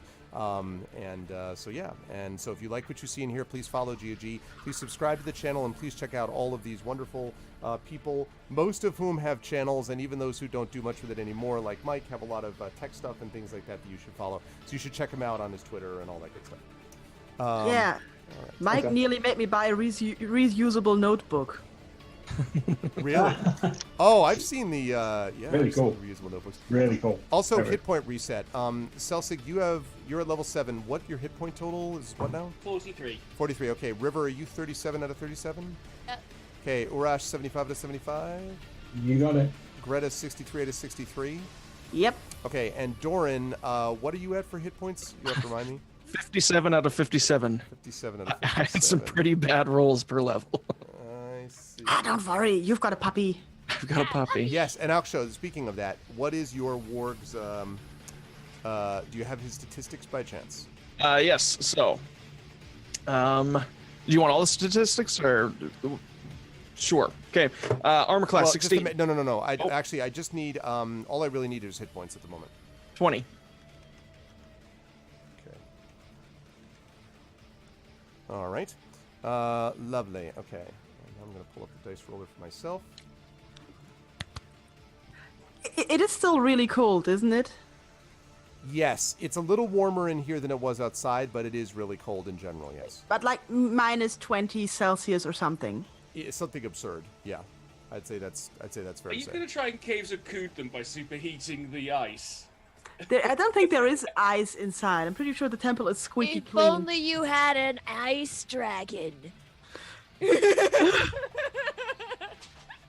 Well, I can't have it all, can I? Okay, just give me 1 second while I'm getting these folks here. Dropping How it. big was the javelin?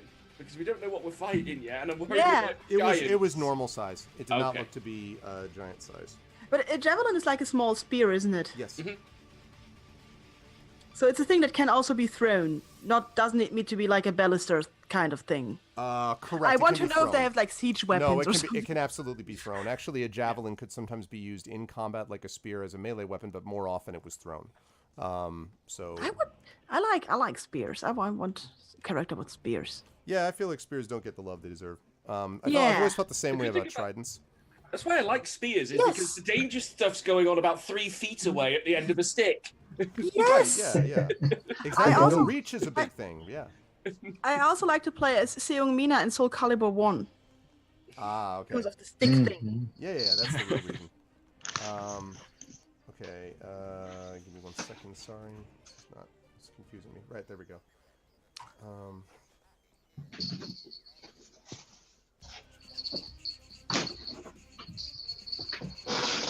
Okay, so... Is this the ringing? Is it cat or is it baby? That noise Cat. will be my cat. Cat. My cats have decided to play, as in try and beat each other up through the door. Good. Playing George is my favorite game. It's very fun. Yeah, look, 8-bit also knows what's good. 8-bit also likes tridents. Aww.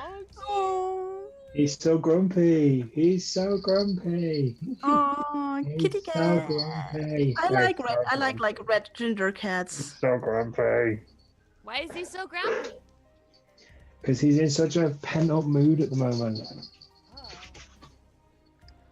okay. He sleeps for ages, and we go play with him. We'll take him out and stuff on leads, and he's just got a lot of energy right now.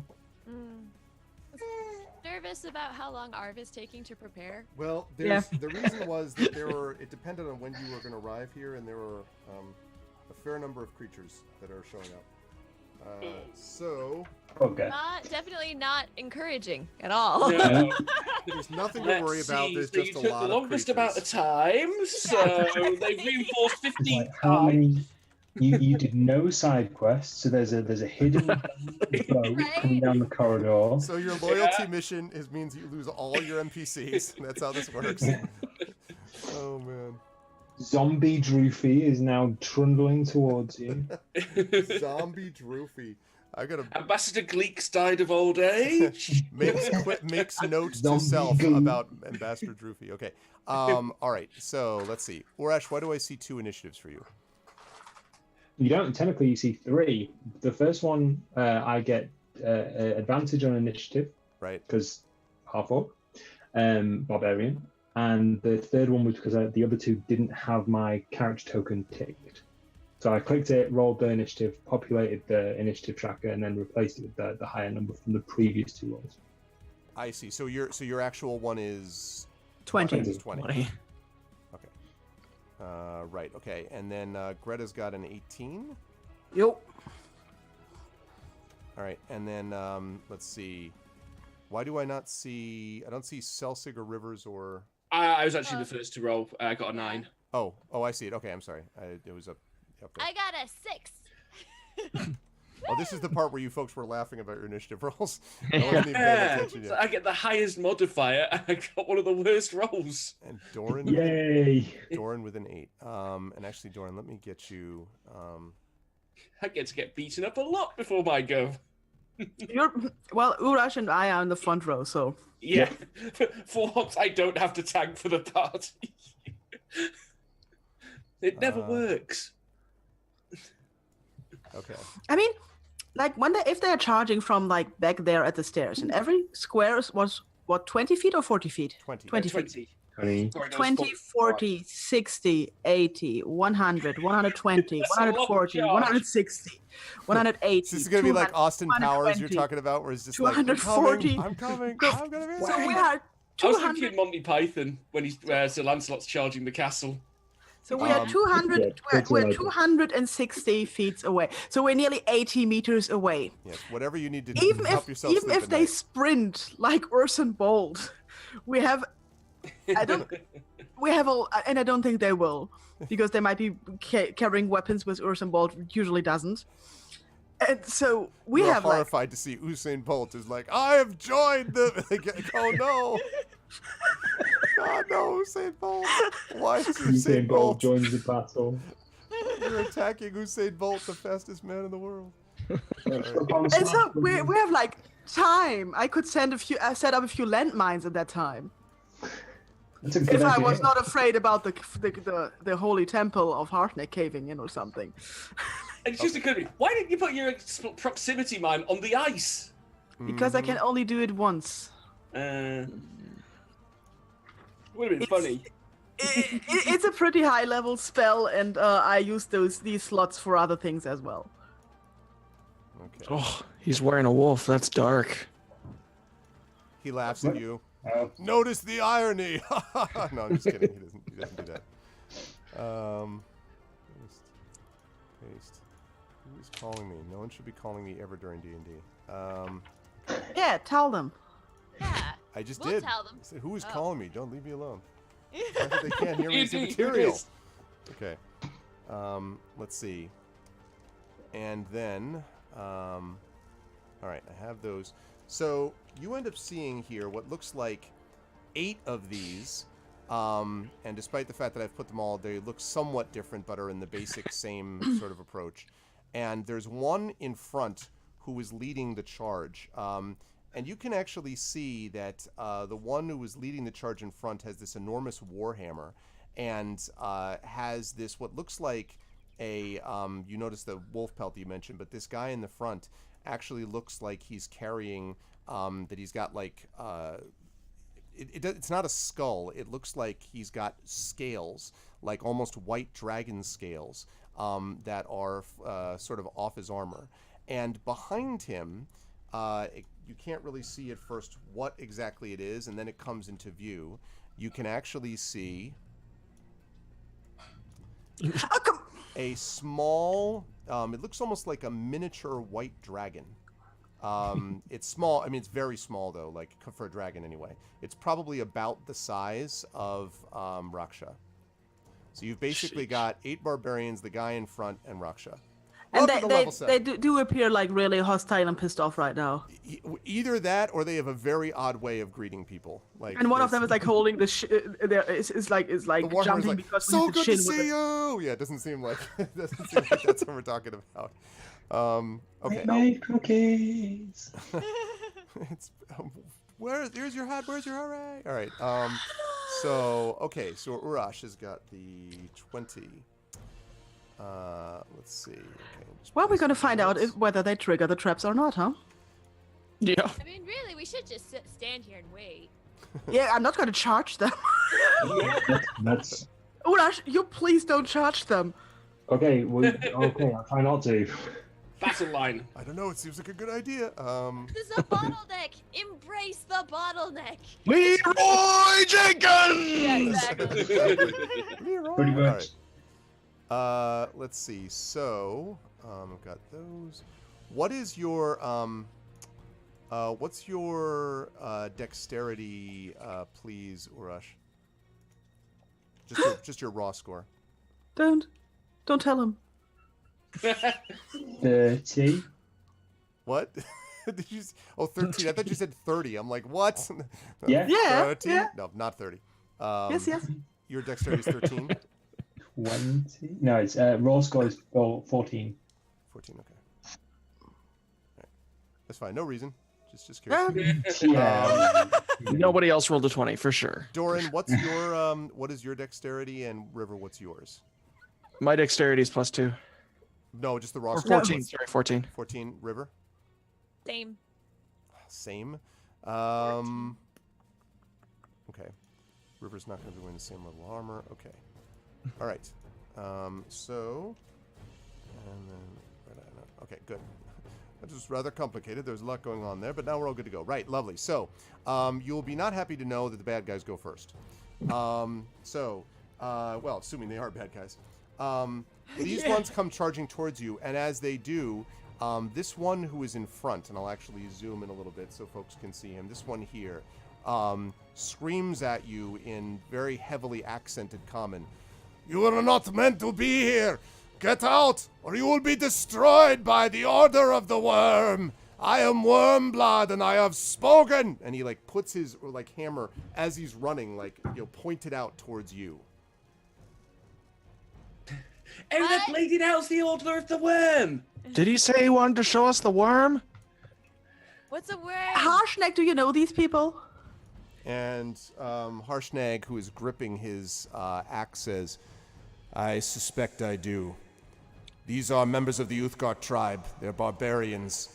They are the ones I told you that we have had problems with in the past. Oh. I don't know why they are here, but if they are desecrating this temple, they will pay for it with their lives. And when he says lives, now you have not yet heard Harshnag do this. When he says lives, the entire temple seems to shake a little bit. Like his voice just booms down. Like Rakshas's like poof, just like flattens out, hits the ground immediately. Like what the? And even these ones sort of slow for a moment. And then the one in front, Wormblod, that he referred to himself, looks at him and says, "A filthy giant! Kill them all!" And runs towards them. Okay, that settles it. So they are probably, he is probably up to about, well, they actually are 20, slightly 40, in front. 60, so he's 80 feet away. Okay.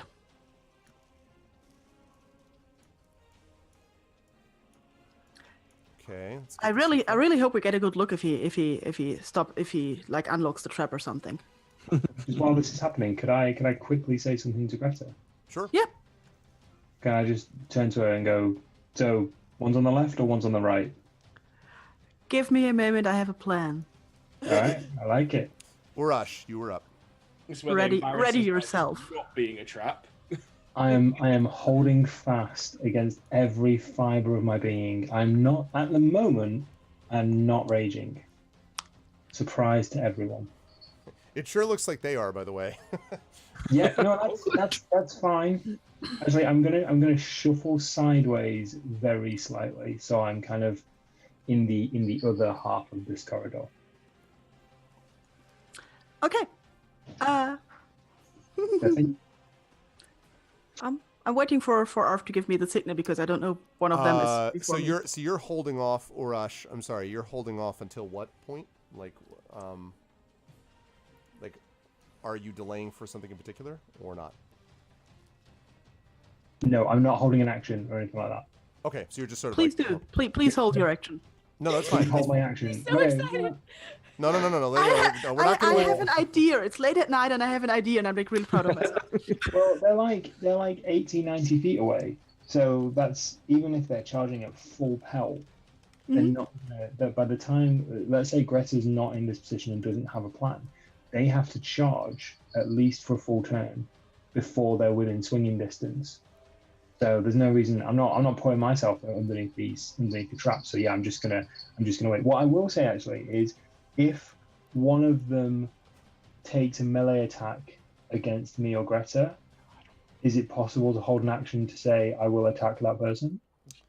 Yes. If that's, but it I'm has to be always a specific. bit fuzzy like that. about holding actions because No. I don't really do it. As long as you're specific about it, as long as you say like that, as long as you say, if so and so attacks Greta, then I will attack that person. Then you can do that. Yeah, yes. can I specify two targets, like me or Greta, or is it one or the other? No, you can do that. You or Greta, but it's Okay. going to have to be, just to specify, you're doing it after they attack, correct? Like that person. Yeah, and specifically Big Boy with the hammer. Okay. Okay. That's fine. Cool, that's me. Oh, it's my music. I'm like, what? I heard this sound. I'm like, what's going on? Okay. Right. Okay. Sounds good. That leads us to Celsig. You are up next. So I'm by a pillar. How big's the pillar? Oh, I'm sorry. I'm wrong. I had the wrong number for Greta. My bad. I beg your pardon. Hold that question. I had the wrong one written. So Greta is up next. Sorry. I cast Create Water really, really far in front of me. And like lots of it. It's a 30-foot cube of water that I'm going to drop in this corridor. I guess We yeah. have at least -20. It's going to be frozen within seconds. Okay. We're going to have a lot of time. Okay. If nothing else, I do have ice breath. Greta's home aloneing them. I love it. Okay. I dig it. I love the this spell part. in divine divinity, in divinity of original sin, and everybody's like, create water is such a stupid spell, and it has been proven so useful. So yes, let's ice that corridor. All right. Bam. Let's ice the corridor. Let's see. So now let's specify what's the range on that? 30 feet in front of me, and it's then 30 feet in front of me, it's another 30 feet cube. Right. I want to double check though because want to double check because it is true what a wild as bot appeared to make sure that it doesn't need to be in a container. I don't think. No, if I necessarily needs destroy to be. water, it needs to be in a container. Right. I think create water doesn't need to be that way, but I just want to double check. I can create 10 gallons of clear water if I want to drink it in an open container, but alternatively, the water falls as a rain in a 30-foot cube within range. Oh, it's rain. Then it's for sure gonna freeze. Yes, of course it is. Okay. Black ice. Yep, I buy this. All right, so we're going to, and you said 30 foot, right? Yeah, so it's 30 foot in front of me and then a 30-foot cube of rain. 30-foot cube of rain. So let's say they're about here. Okay, so I'm going to say that it's about like that. That's a basically what nice we're place for looking water, isn't it? at. Okay. So that's what I'm gonna do. All right. I like it. You can tell Pirate is very excited about this idea. I love that it is a spell that nobody likes, and I love it when I can use it. I'm so happy now. Okay, so that spell is cast. That's hell of a I great. dig it. Are you staying where you are, Greta, movement-wise? If I still have movement up, I will use the movement to like get my shield up and my crossbow and wait. Okay, you can do that. Celsig, now it's your turn. Sorry about that. That's right. So how wide is the pillar I'm currently by? The pillars are 30 feet in diameter. 30 feet in diameter. I'm going to go round the pillar and conceal myself on the far side of it. Okay, So I definitely do that.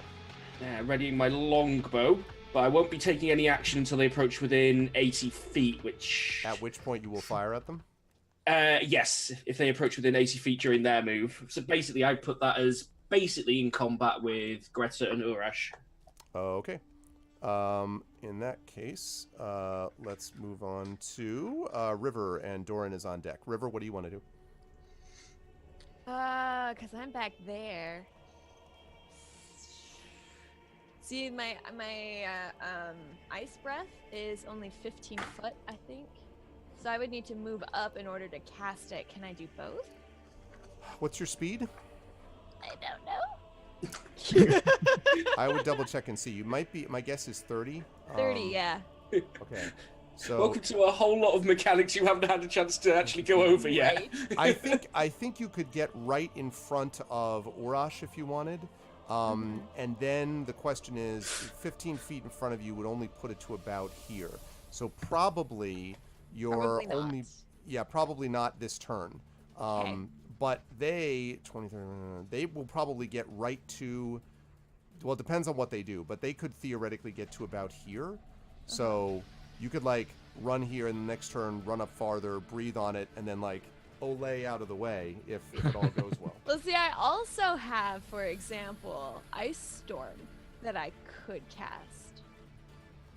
But I don't know what its range is. I mean, let me just say that Ice Storm is a tremendous spell that I have used to good effect myself, and Ice Storm is pretty badass. Okay. It sounds pretty cool, all things considered. With a giant cube of water, I thought it could go well. Yeah. Okay. All right. Ice Storm is hail of rock hard ice pounds to the ground. A 20-foot radius, 40-foot high cylinder. Each So we're creature going to do to cylinder- them what we thought we were going to have done to us if we tried to go in the temple. And this is hailstones turn the Combat. storm's area of effect into difficult terrain till the end of your next turn. And the range is 300 feet. So, Really? so you could basically fire this right on top of this. That's just the zone of doom. Like, that's just don't go in that zone. Yeah. Let's make a doom zone. I like it. All right. So Okay, casting so- Ice Storm. Ice Storm. All right. So, wow. Maybe I could throw a flask of oil over there as well. No, definitely. I think you should make that place into some place that will salt the earth and be uninhabitable for the next 5,000 years. I think you should definitely make that No happen. giant will be able to enter this temple ever again. Damn. That's all I gotta say to that. Saber, I cannot find my notes, and I know you usually have notes. Okay. What do you Do need? you do you have any notes on my shield? I have this Goldilocks shield, and I think it did something with ice, and I forgot. No, And I I can't didn't. find my stuff. Yeah, no, I didn't have a note on that one. Sorry. Yeah, I can't find my stuff because I'm still like in the process of moving all my stuff everywhere where it should be, and it can't. Okay. So now we've got the Ice Storm up and running. This could be interesting to see if they can stop. This is becoming a not the place that where nature's way of saying don't touch. All Come on, right. people, warm up those puns. Okay. Are you staying where you are as you cast that, River, or are you Or are you moving any closer or Like farther back? whatever. Because you could do it from here. The question is just what. Ideally, I'd want to do it right behind the front line, like there. Okay. Okay, yep, you can do that. Okay. For sure. I love all of this. Yeah. I would want to be able to see down the corridor. in order to Okay, do it. yeah. And yeah, that makes sense. Okay, so now Doran is up and Raksha, of course. Mm-hmm. Okay, so Doran's just gonna step a few steps over this way. Well, I mean, 20 feet or so, just to get in range with his longbow. Okay. So he's gonna pull it out and fire at that big fella over there with the warhammer. Okay. Um, Go ahead and make that happen. Sorry, I don't have my things up for macros, so this will just take a second. That's fine. 1d8 plus 2. That was the wrong. Sorry, I'm sorry. That was... Oh boy. Yeah, because because the corridor is so wide, Quilling. It's 40 feet wide, so that's plenty of room. I mean, I just didn't want to make I'm zoomed in maximum, so I don't want to make their pictures even smaller. Okay, I was gonna say that 1d8 plus 2 is not, and then you typed in, I think, 1d20. Oh shoot, I did. So your bow shoots the words 1d20 plus 3. I don't think I hit. Words hurt, all right? They do. And Oh boy. All right, then I'm gonna call Raksha over. It's like, hey, Raksha, get over by that storm giant over there. Or not storm giant, that frost giant over there. So Raksha's gonna move over there, and since I have a second attack, I'm gonna try once again with the longbow, shooting at the guy. oh yeah, Quilling. No, I knew you weren't criticizing. That's fine. No problem. Yeah, but I was just letting you know that's why. Like I say, if I could zoom in further, I would. But... Choo, choo. I think because you're just seeing the ice storm. Actually, and you are able to shoot through it, but it would be harder anyway because of the ice storm. I'd been thinking about the that, ice storm's yes. happening right now. Yeah, so the ice storm might be an issue. I mean, if you would be shooting into it anyway, so I'd have to think about that. Regardless, that wouldn't have hit even under normal circumstances. No. So you're staying where you are, I assume, right? Like Yes, in the and same that's spot? why I got 57 hit points as a level 7 fighter. So It's because of this, these rolls. It's the brand. Yeah, it's on brand, really. Okay. So now this little wormling creature is going to go. Let's see. And so this thing takes off. It leaps into the air and gives this... It sounds like it would be a terrifying roaring cry if it were not a wormling. Still. And so it flies forward and lands here. So it's now in front. And let's see... But it doesn't do anything, can't do anything else yet. Okay. And yes, roar! All right, now they go. Now we're going to see how this all works out. So let's see, 20, 30. It can fly. Yes, it can fly. It is a wormling. It only flew 60 feet, though. It's not a big deal, right? Okay. Now, this guy is going to get to about here. Right to the edge of the storm, and it looks like he's just sort of like running towards it, and the others are running towards it as well. They do not appear inclined to stop. Yes. They are just angrily like going towards this as quickly as they possibly can. Thank you for the follow, Tobik. Also, is this the same Tobik that I know? The Tobik who is the expert of ASCII text and other things? Okay, so they go running up. One of them gives the wormling a wide berth.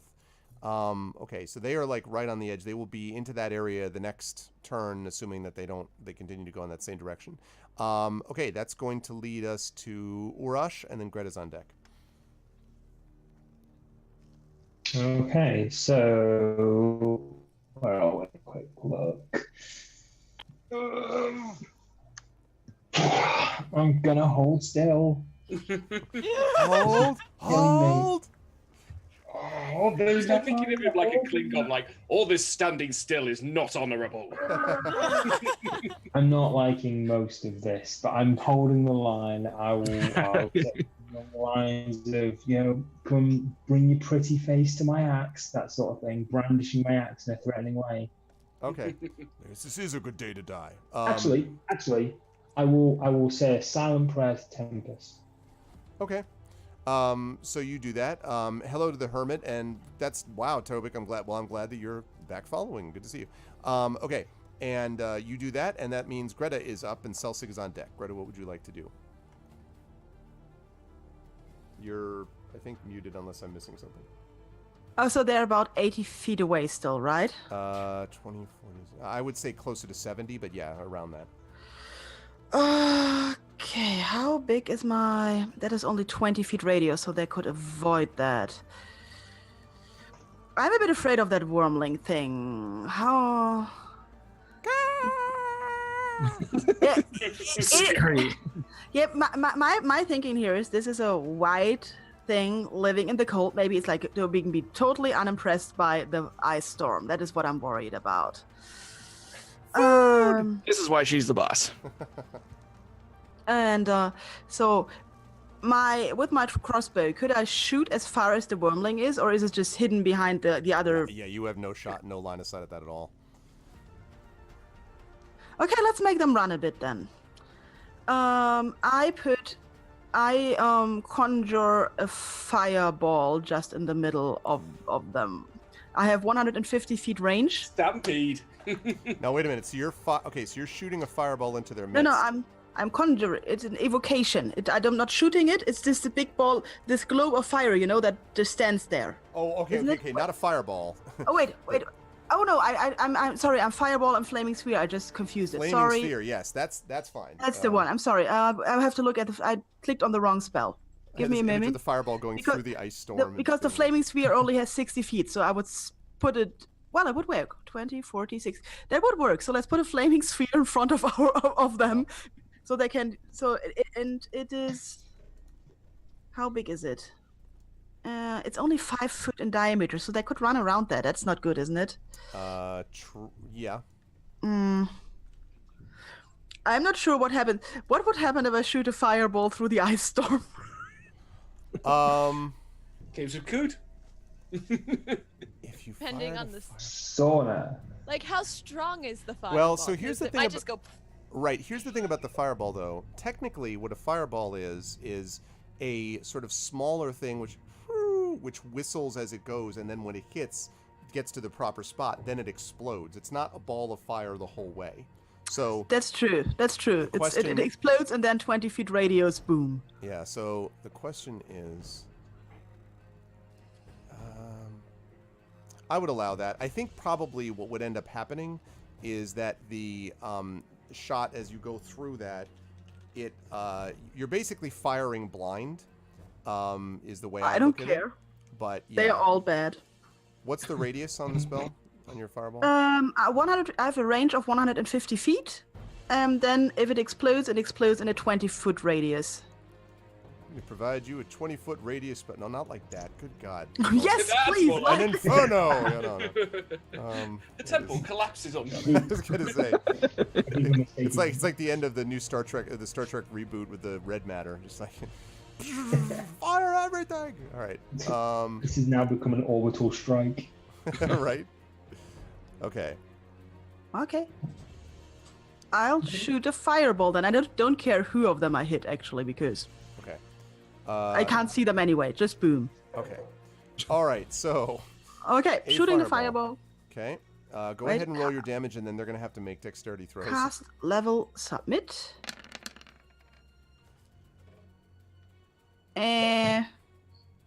This is for hitting, isn't it? No. No, there's no hitting. It's a matter of Okay, them trying to get out of the way. 23 fire damage apparently. 23 fire damage. Okay, so they have to make Boom. dexterity checks to try to avoid this. Okay. I need to mark it off as used. I heard a wormling. Yep. Okay. No, not quite. You have my cat. Yeah. Let's see. 8d6 fire damage on a failed save, half that much. Okay. Let's see. Oh, and everything that can burn will burn. if it's not worn or carried. Okay. So if there's like rubble or something. I got you. It's mostly what they've got. Okay, yeah. So let's see. So You see the one in front with the warhammer. You don't really see him. Well, actually, no, you don't see anything. You just hear a bunch of yelling because that's what happens when it sort of explodes. 24 radius. It's going to be these 4 in the front. All right, these others. What's the DC that they're saving against for you? That is a really good question. Is it 14? Yes, 14. Does it only roll? Okay. No, it says, yeah. Look, this is good. Yeah, it's good, isn't it? That's really useful. Okay. Let's see, and then. Okay. So you don't know the effect of it, but it sounds like you hear the explosions, scorching sounds, and stuff like that. So there's going to be So clearly you had an effect of some kind on them when you did that. That is nice. And they probably do not like it as you hear shouting and screaming. Okay, that is going to lead us to Celsig is up next, and then River's on deck. What do you want to do, Celsig? No, I think I'll take advantage of the confusion and emerge from behind the pillar to make a sneak attack with my short bow. But it is going to be at range, so it'll be at disadvantage. Also, on what? Because if you think you're firing through an ice storm, I'm going to inform you that's not happening. Right, okay. Like, especially with the fire. Like, Fire. I mean, you could just be like, pew! Like, I mean, and I guess, like, you know. No, it's not the flaming sphere, so this thing disappears. No, I know that, but still, but that's what's left over. The ice storm is continuing, though. Actually, do me a favor, River, and check out how long the ice storm lasts. I don't remember if it's till the end of your next turn, but I need to check. But anyway, yeah, you have no line of sight on this from that range at all. So it's like you'd have to get up to where Doran is standing. Although I don't know where Doran just went to. Where are you, Doran? Oh, I see you.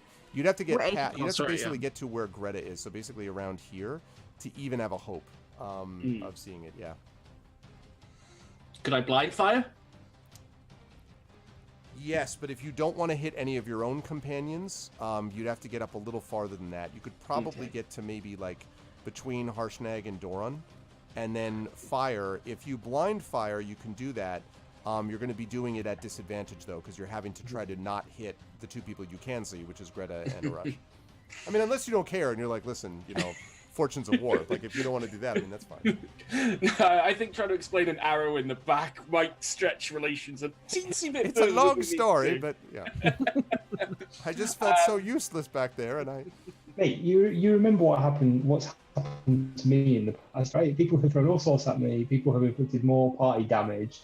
I'm pretty sure a couple of fireballs have gone off in my face, and I'm just like, screw it, it's fine. It's for the greater good. Yeah, greater good. Look, I'm going to move up to about here, because these are about 20 feet, aren't they? I've got about 25 feet movement. So I'll move up to there and just hold again. How far away am I? We're going to hold my attack for when someone enters the zone of doom. And how long we got an ice storm? So I'm not positive. The Googling says duration instantaneous. Oh, No. so that means it comes and goes straight away, I think, then. Hang on. How much of an ice storm now? Let me look it up. For the ice storm.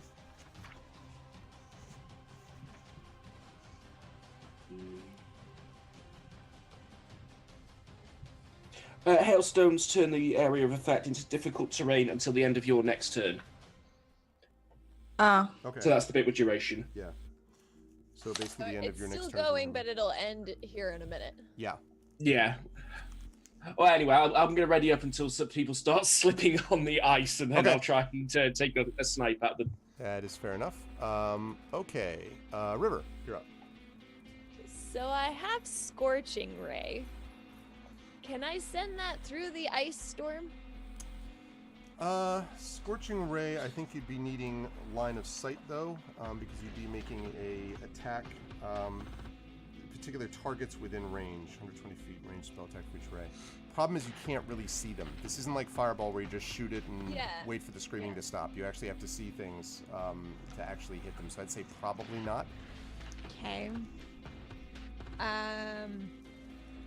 I think everything that I have, it requires a line of sight as well. Okay.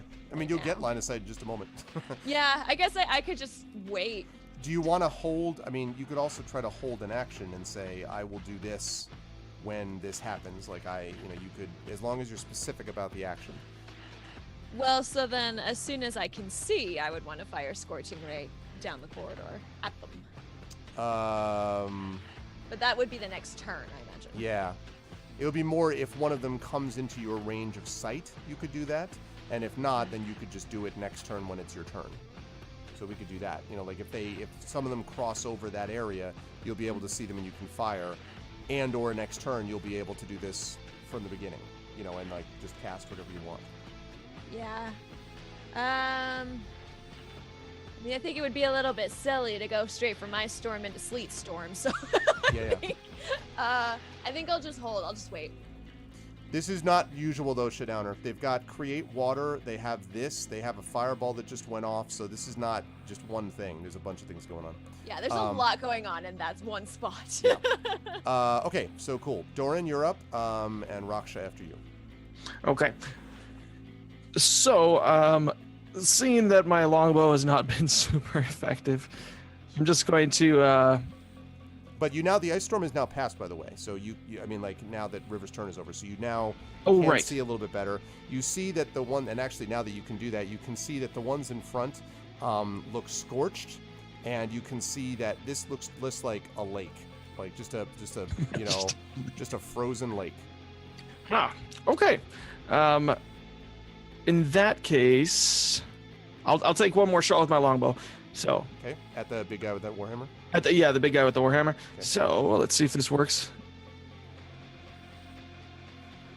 Oh! Wow, crit. I like that better. Hey, the critical hit. All right. 22. Okay, you are going to do max damage. So whatever your longbow would normally do, that will be the maximum. All right, then I do 10 damage. All right. Okay, so you strike him in the shoulder. Ah! Okay. And then, thank you to Sweeney for the follow over on my channel. What is Raksha doing? Raksha is going to move up next to Greta there. And just sit there for now. Okay. And Doran's going to take another attack. Okay. Oh yeah, I forgot you have two. My fault. Yeah, no, Wanna that's make fine. your second attack? All right, it probably won't be as good. Oh, it's okay though. That'll still hit. Okay, and so for damage, that is 1d8 plus 2, 6. So another 8. So okay, another 6 points of damage. All right.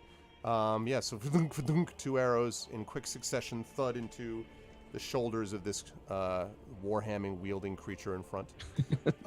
Okay. Now this thing. All right. This thing goes up and then ends up landing pretty much right on the icy lake portion of things. And let's see.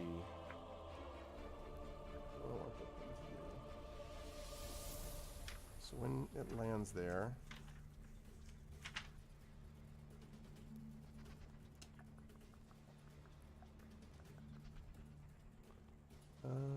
okay, and it's going to not do anything yet. It's just up there. Okay, now we're up to the top of the round. Now, so this thing has just dissipated, and this guy comes over here. All of these people are going to have to make dexterity saving throws. He fails miserably, and so he hits the ice and goes down, and goes sliding through, and basically ends up here. Now, he goes underneath both of these things, and nothing happens. So, you know, but he is definitely prone and in front of you, Greta. And does that trigger my attack, since that's exactly the situation I was waiting for? Yep. Sweet. He does the thing like at the end of a goal in a soccer match where he comes in, he's got like his, you know, like this, like just with his elbow up, and he's just kind of like meant to do that. Right. Does that perhaps trigger my attack too?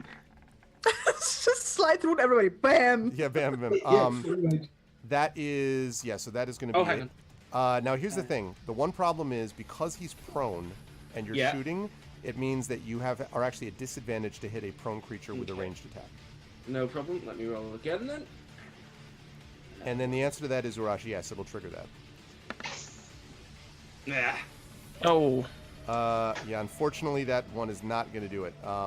So it misses, just shoots over his head. as he does the soccer goal smiling thing at you. He's not smiling. He's very angry and like worried about what happened the last 3 seconds. Okay, that will allow. So that will allow now Urash to to do his attack. Just one normal attack. Yeah. I'm sorry, you broke up. What? So just one normal attack. Yes. Yes. Yeah. But he's actually prone, so you're going to get advantage on this attack because you're attacking with melee, I assume. Okay. Yes. Yes, I am. Yep, that's a hit. I love the macro. Great action of plug with So it's not raging. The 17. Wow. Okay. Yep, that definitely hits a lot. As you hit him, you can see his face contorted in pain and anger. Okay. Let's see. Yeah, did you roll advantage just then? No, I didn't actually. Yeah, so make the advantage roll. Thank you, Quilling, because you should have crit. advantage. Nope, very consistent. All right. Either way, so okay, so we'll stick with the damage you did. Great, sounds good. All right, and then was there a hold action in place for you, River, or not? Or am I crazy? No, there wasn't. Okay, so in that case, that means that we are going to move. Let's see, that takes care of him. Did not end the way that he wanted to, and he's going to now swing from his body at Greta. Not likely to do very well because he's doing it at a disadvantage. Yeah, he critically misses because that's what happens when you've been fireballed, and then prone on the ground and then hit in the face with Urash. That was just, yeah.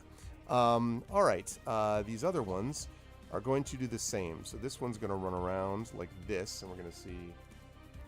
Let's see. What? I'm sorry. What? I beg your pardon, Greta. What was the DC they have to beat? I don't know. I'm making eyes. Or what do you mean?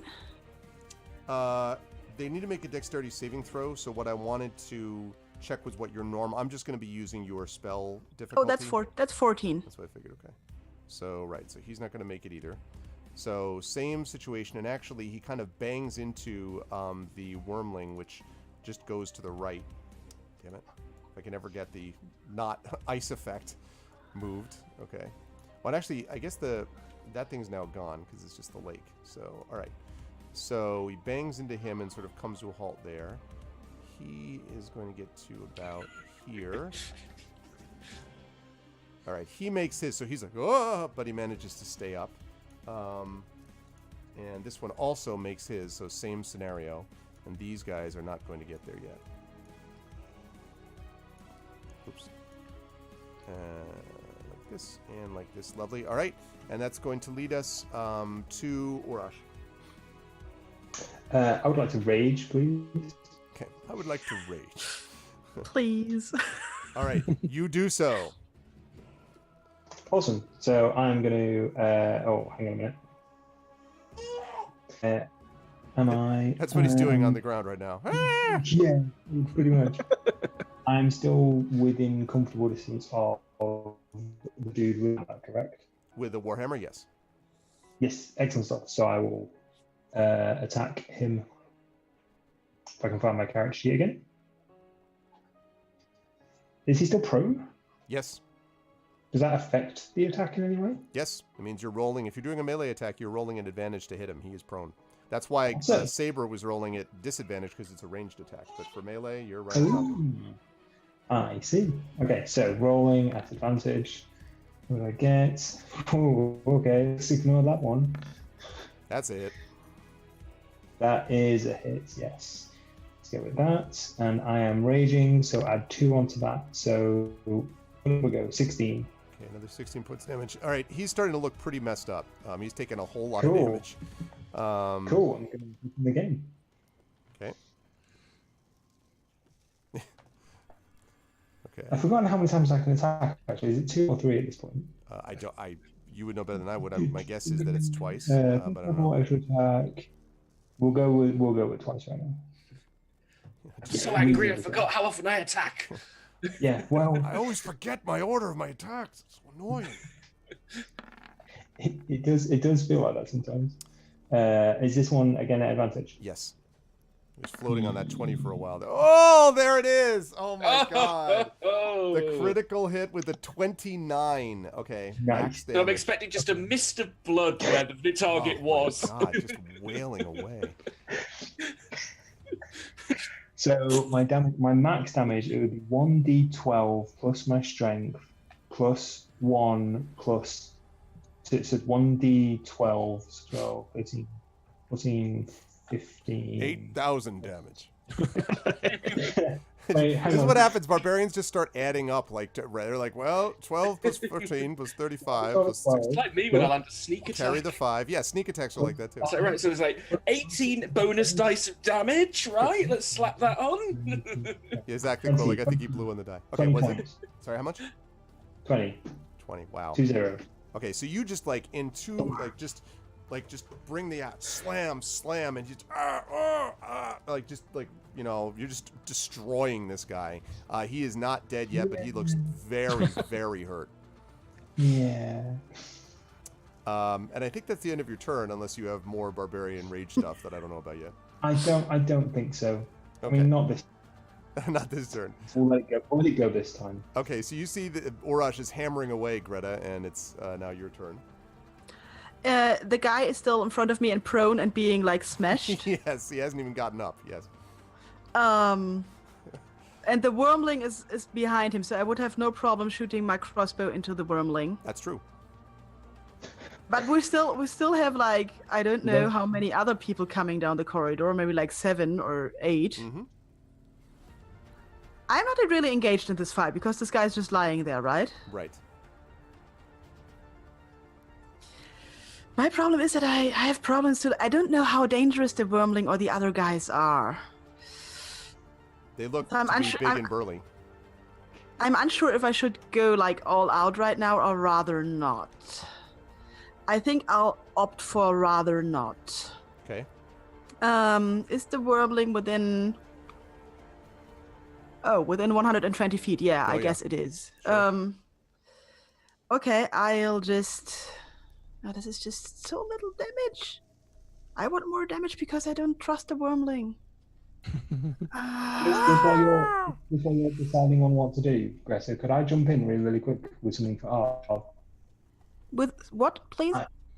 Could I just jump in real quick? I need to add more damage to my attack. Jesus. Yes, I'm please, sorry, I've I'll- forgotten some attack damage. Yeah. Yes. So being a half-orc means that when you score a critical attack with a melee weapon attack, you roll one of the weapon dice one additional time and add that extra damage to the critical hit. Okay. So what was 20, if Arv is okay with this, is now 23. 23. Okay. So still alive, still really upset. Still really, really hurt. Please continue. That It's was like the my Bruce only- Lee where like he only hits someone and Prince then of Persia he just kind does of the one hand. time. He like hits, Yeah. but then it's like just the extra little like extra thing at the very end of it. He has Okay. constantly questioning his life choices that led to this moment. Okay. So You move Greta, to what do you got? it. I'll go. I wonder if the wormling is like immune to magic or something. I'm really paranoid about dragons by now because they eat ponies. I've noticed. And Making a note. so I will just put some attack roll. Your choice. I really wish they would put like how much damage it does in an easier place. Like this is the damage you do. I'm gonna put a sacred flame into the wormling. Okay. 60 feet, would that still hit? Yeah, that'll hit, sure. Okay, here comes a sacred flame. Okay. So let's see. Let's see if it's immune to magic. No, it does not seem to be immune to It's magic. radiant damage. Right, so he's got to make a. Let's see if he makes his saving throw. He sure It does was not. larger. He does not make his. He does not make his saving throw. So that's going to hit for how much? 7.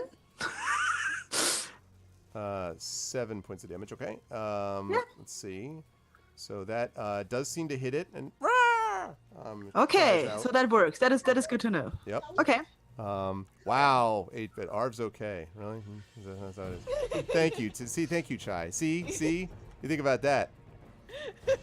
See, the players who still play with me, 8-bit, you know? They weren't like, I'm a big game developer guy. I just go develop games that everyone loves, and, you know, I play Flower because I can do that, you know? These guys play DMs, but the plebes do that. I develop awesomeness.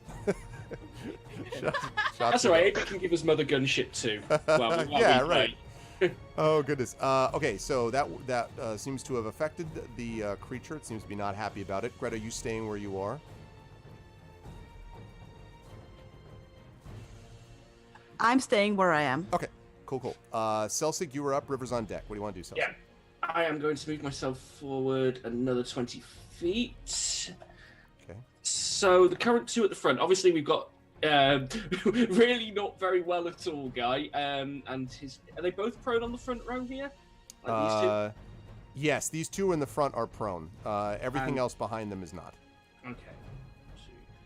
Well, the wormlings are within my optimal range, so I'm going to make a bow attack at the wormling. Would it be possible for it to be a sneak attack? That's funny. I don't really know why. Okay. Because the wormling is not. Yeah, I don't see why. Because he's not flanked. He's not next to any of your allies at the moment. The wormling is He's not. concentrating on not slipping. No, it's not going to work so much against a white dragon wormling. Fair enough. 19. Will hit. Okay. Wow. 5 piercing. 5 piercing. Okay. So you tickle it. I'm just kidding. You strike it. Okay. Okay, that's going to lead us to River, and then Doran is up next. River, what do you want to do? Scorching ray. Okay. Yes, and this you can actually do that now. So you've got depends on what. Now, if you're doing the Scorching Ray on the it's a ranged spell attack. So if you're doing it on the prone creatures, it's going to be a disadvantage. If you want to aim it at the wormling, that's fine. And actually, well, you're right there, right? So Yeah. range of the Scorching Ray is 120 feet. So you could reach those guys, or you could reach this one over here. This one is standing, and you would have normal attack on that. You'd Yeah. also have normal attack on the wormling. The 2 in front would be a disadvantage because of them being prone. Okay, so it makes 3 fire rays. So I would want to hit the guys who are standing, not the prone guys. Okay. Um, So wormlings, or focusing on the Wormling and then the 2 other who are standing behind it. Okay. I don't think you've got line of sight on this. I think you can Okay, get this I don't. one, and you can get this one. So you could do 2 in one and 1 in the other if you wanted. 2 in Wormling, 1 in the other guy. Got it. All right. Okay. And what do I cast to see if I hit? So it's a ranged spell attack. So you're going to be doing a ranged attack, which will use your spell modifier. So it should say somewhere on your sheet. Does it though? Little does everyone know that this is like my first time ever playing real D&D, so I don't actually know what I'm doing. I would have never guessed. I had no idea. It would We've got probably this be time without combat too. Yeah, I mean, it would probably be whatever your spell modifier would be. So at level 7, I'd have to go double check, but I think probably Quilling is probably close to right. It's probably D20 plus 7. D20 plus 7. I would guess, yeah. Let's go with that for now. probably right. Yeah, let's go with that for now. This is something we'll take a look at afterwards, though.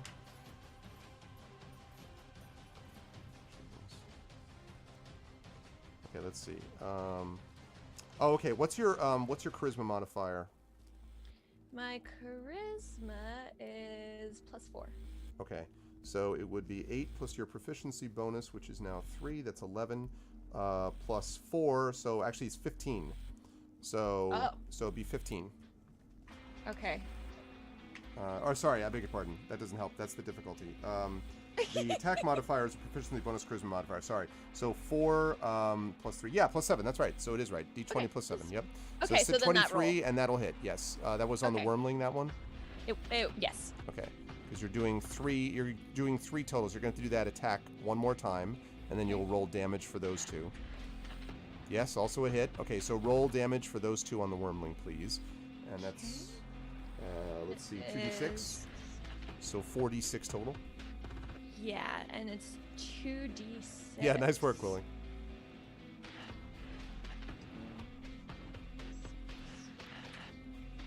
Oh, I got 2 1s. Oh my gosh. All right, well, you have to do, and I you get to do hit, that but one it more was time. bad.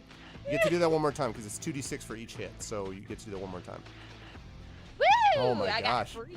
It's 5 damage. That was like, yes. Oh, it was very. Yeah, it very was. It specific. was.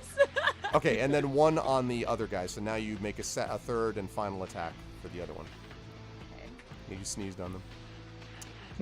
15. Did Yeah, I that'll hit? hit. Mm-hmm.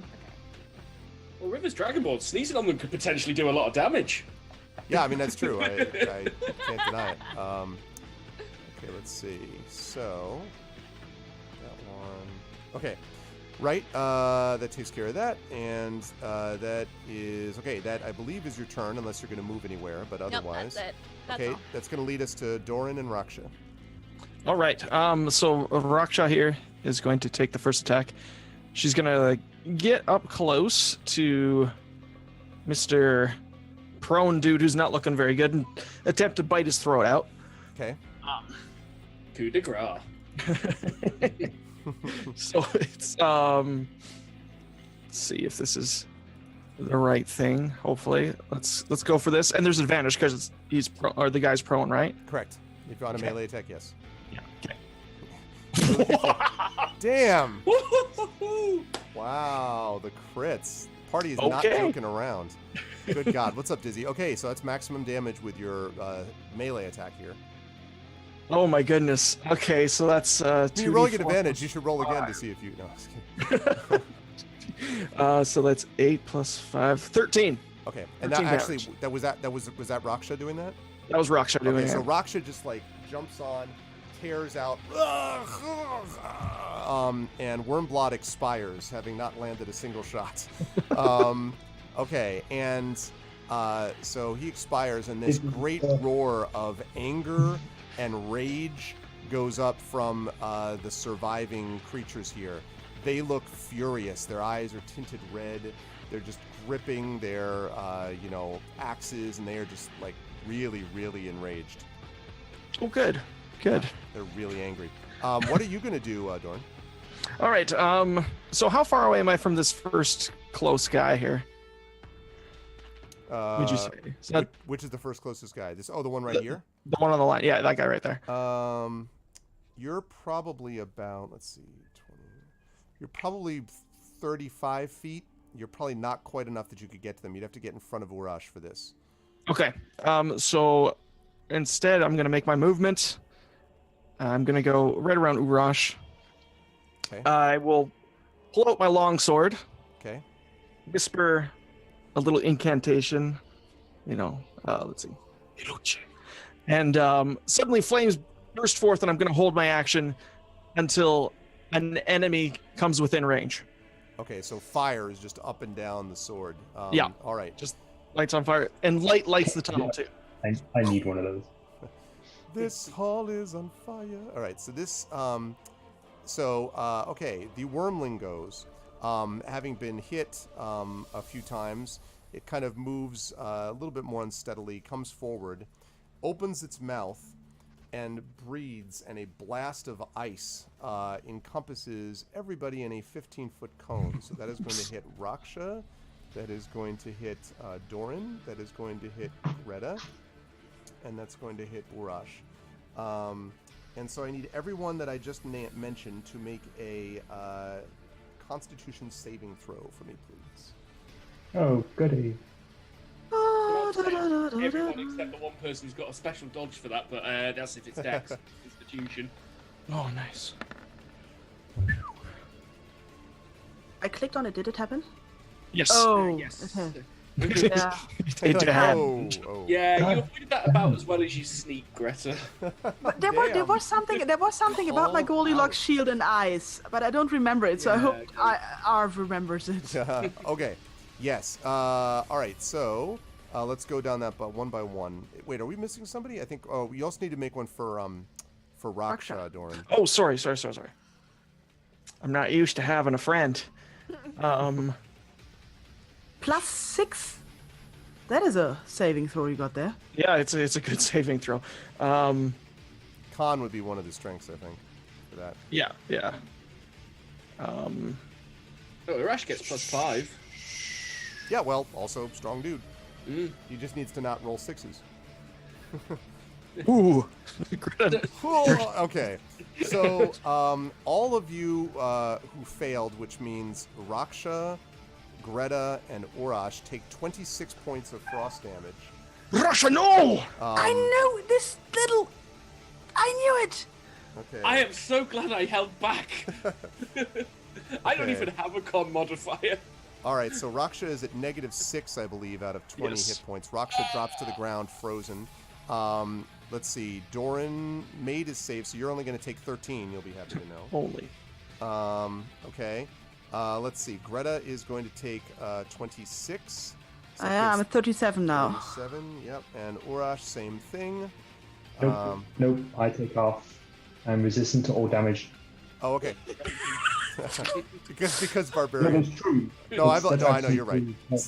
My totem warrior spirit animal is a mammoth, so I have thicker skin, which means I'm resistant to all damage apart from psychic. Okay, so 62 out of 75 then, right? Okay. There you go. So it was finally happy that it got to actually do what it had been gearing up. Donut. Okay.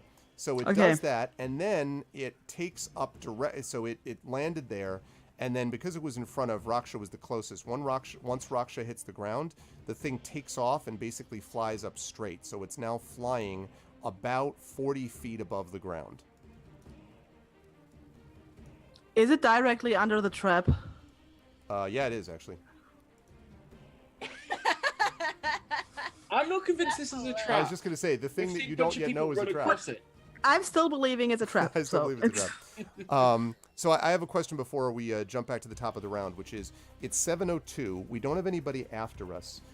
Are you folks okay to try to finish this combat before we wrap? Is that cool with everybody? I'm okay. Fleos, are you okay with that? Yeah, I'll have to leave in 20 minutes. Okay, well, I'll be the same because it's like gone midnight now, and I've that's fine. So let's see what we can do in 20 then. All right. Then that brings us back up to the top. The bad guys go. This person stumbles to his feet and staggers forward against you, Doran, and is going to... Sorry, do I get my attack of opportunity, or not opportunity? Do I get my action first since it came within range? Oh, yes, because of the flame sword, right. Yeah, because I held my action. Sure. Okay. The And reason he staggered up and did that is he was confused. He's like, I don't know. Okay, yes, go ahead and get your attack in. Oh, that is the wrong button. Sorry. Oh, that would have been a good attack. 14. 14 will hit. Yep. Nice. Okay, and 21.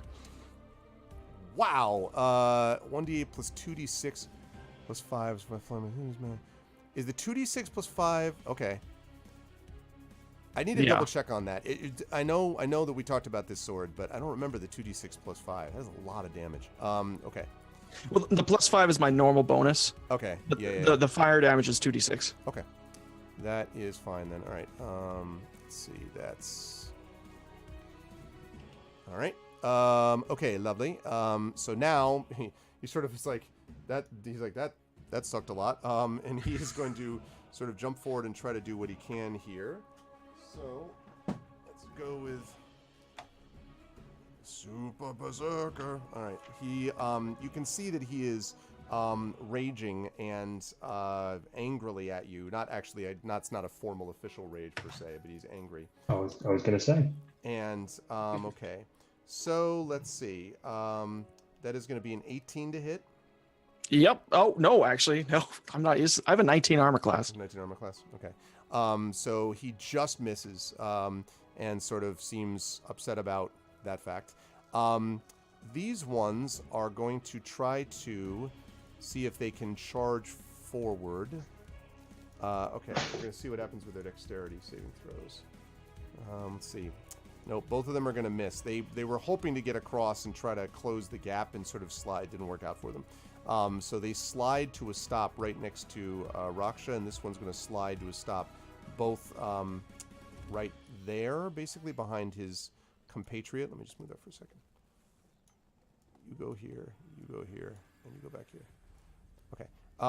And those are both prone, the two that I just mentioned. These ones are going to have slowed down enough now, and so they are just going to come to the very end of this. And this one, unsling from his back, pulls out a javelin and chucks it at you, Doran. And misses terribly. And then this one, because the other one is prone in front of him, is going to do the same thing. Oh my god. That's 2 critical misses in a row. Not good by those. Okay. Those guys are not there. And that's going to lead us to Urash. Urash, you are up. Sorry, this one's going to move forwards. They're all kind of in position now. It is a target-rich environment. Yep. So what have I got in front of me? Where's the wormling? The wormling is up here, but it's flying. It's probably about 40, 45 feet or so in the air. Okay, so not easily reachable then? No. Okay. Well, that's going to be one for the ranged people. What is in front of me directly? Is that... No, that's not Harshnag. Is that the dead dude that's dead with the hammer? Or the is one that, directly in front of you is actually Doran, who has been dodging left and right and avoiding things. And it's actually, because of the size of the passageway, technically you can just like pull up next to it. You could, go next to him because there's plenty of room for you to stand side by side. Yeah, I'll kind of do that. Which is the one specifically that we... Have we been attacking one, Doran? Have you been attacking one? The one right in front of me. Yeah, got a pretty good badly hurt. sword to the face. That one, yeah? The one Yeah. that's now right in front of me. Right. Okay, cool. I shall attack that one. Oh, and we have a sub from Zitwar. Woo! Just passing by before going to get some rest. The team is now counting a 5th adventure. Have fun. What's up, Zitwar? Twitch Prime, 26 months in a row. What is going on? And only for today and in a little while, on occasion, Flayos will join us. Okay, so Urash, are you attacking or not? Are you? Yes. Okay, Yeah, I was just letting you get the sub out. All right. So, 28. Yeah, that's a hit. Yeah, thought it might be. 7, so that's a 9, because I'm raging. Right. Okay, that Yep, hits. still alive. All right. Is that person still up? That person's still up. Okay, That's your cool. second I attack. shall attack that person again then, with a 20. That's a hit. And this time with a 17. Holy crap. Wow, you just decapitate. Like the head goes flying off. And down goes Fraser, as they say. Okay. Down goes Fraser, and there we go. Cool. So, And I am good. Okay. That is going to lead us to Greta, and Celsig is on deck. Greta, what do you want to do? I shout at Harshnag, you gotta do something. Harshnag has been waiting sort of with a small smile on his face, his arms crossed, and he says, "It seems to me you've been doing just fine on your own. I wanted you to feel good about yourselves here." You My see dog that is he's- dead. He literally is just standing. He literally is just standing behind with his arms folded, with a big smile on his face. Yeah, do I need to stabilize the puppy, or can I just put healing spells into it? No. If you start healing it, then that's fine. But yeah, it's going to be in big trouble if you don't get back around to it. Okay, so hurt currently is me, Urash, Doran, and the puppy. So 4 people, right? Mm-hmm. Okay, in that case, I'm gonna cast a pray. I really hope that somebody has a ranged spell to get that stupid thing up there down. But I'm also pretty sure I should save the puppy. Right. So I'm gonna put a prayer of healing into all 4 of us. I can put it into up to 6, unless somebody else is hurt and I didn't know it. This is the 4 people that are gonna get it. Okay. I clicked on it, but nothing happened. I'm gonna click on it again. Oh, maybe it has questions that I didn't see pop up. Cast at what level? At level 2. Submit. How do you guys have all these fancy little things popping up? This is all for the Okay. character sheet that has to be sort of attached to Roll20, and yeah, they might. Okay, so Okay. 12 points to everybody. Is that what that means? 12 points to everybody. So to Urash, to Dorin, and the puppy, and me. Okay. Will it split, or we each get 12? Each. Nice. Thank you. Okay. So that means Raksha starts at 0, goes up to 20. Yeah, and Raksha didn't have No, a chance. 12 points of I mean, it goes up to healing. a 12, sorry. But Raksha had not yet had a chance to get to their turns. That's why there wasn't a death save yet. Greta acted quickly and decisively. Okay, Greta to herself means 49. And then 12 to Urash means 74. Yep. Okay, lovely. All right, Greta is done. Selsig is up. River's on deck. Selsig, what do you want to do? All right. The sensible part of me is going, shoot the wormling. The other sensible part of me is going, that will get his attention. True. That's true. I like Quilling's comment. We in the chat also get 12 hit points. Like, everybody gets 12 hit points. You all feel You get rested at 12 hit home. points. You're like, I feel so good. My back isn't bothering me now. I just, you know. No, I'm just gonna. I'm playing it safe for the time being. So I'm I really hope it can do that breath attack only once. So this is what I'm hoping for now. I don't know. So I'm just gonna do a short bow attack on this guy here. No, kill the wormling. I'm not going after the wormling till someone else has its attention. Yep. That thing messed you lot up. You all have more HP than me, except maybe River. Yeah, you take your turn. We're not going to have debates every time about who does what. You take your turn, I'm Selsig. gonna shoot at him. You're a strong halfling, and no one's going to tell you what to do. And I missed. But well, see, that's what happened. You didn't listen to it. No, I'm just kidding. All right. So that misses, unfortunately. Are you staying where you are, Selsig? Yes. Come on. Okay. Is so- that guy prone anyway? Like, would that have been a disadvantage? well, were you Move attack? up That's 10. true, actually. Were you attacking the prone guy? Because these two in back here were prone. So if you were doing that, it would have been a disadvantage anyway. Both of those. Yeah, both of them are. Ah, right. Yeah. It was a miss anyway. So yeah. Okay. All right. All right. So that brings us to River, and Doran is on deck. River, what are we going to do? Fleet storm. Sleet storm. All right. You're keeping track of all these slots, I assume. Yeah. Okay. Let me double check. You like ice storm? How about I bring you to Jersey and give you a sleet storm instead? Right? Okay. Freezing rain and sleet. Ground in the area is covered with slick ice. Creature enters the starts its turn there. Okay, so they basically slip constantly. Okay. Man, that place is... Okay. Right. Okay, so you can do sleet storm. All right, so how long does... We basically turned that small area into Scotland. Is what Oh, man. Okay, typing sarcasm. Thank you for the follow on GOG. All right, let's see. We're going to have yet another... Oh, yeah, yet another area right there. Okay. Let's see. So there's that. And River, you're going to stay where you are, I assume? Yep. Okay. Doran is up. All right, so that the wormling's flying, correct? Flying, yes. About 40 Flying out of feet range? above you. Okay. In that case, I stare at it. Actually, first of all, I go up to Raksha and give her a little pet because I'm happy she's back. She nuzzles you. I then look up at the wormling and mutter under my breath, Preda. And I've now cast Hunter's Mark on it, which gives me plus 1d6 on damage rolls. Okay. Can I pull out my longbow? Is that going to take an action to like put away my sword and pull out my longbow? If you drop your sword, you can pull out your longbow, but it will take an action then to pick the sword back up. So and also theoretically someone could be like, thanks, and then kick away your sword or do something like that. Okay, Theoretically. I'll use my action to put away my sword and pull out my longbow. Okay. Okay, that sounds good. Because everyone's always like, great, and they're like, wait, what? So yeah. Okay, what is Raksha going to do? Raksha's just going to sit there and wait.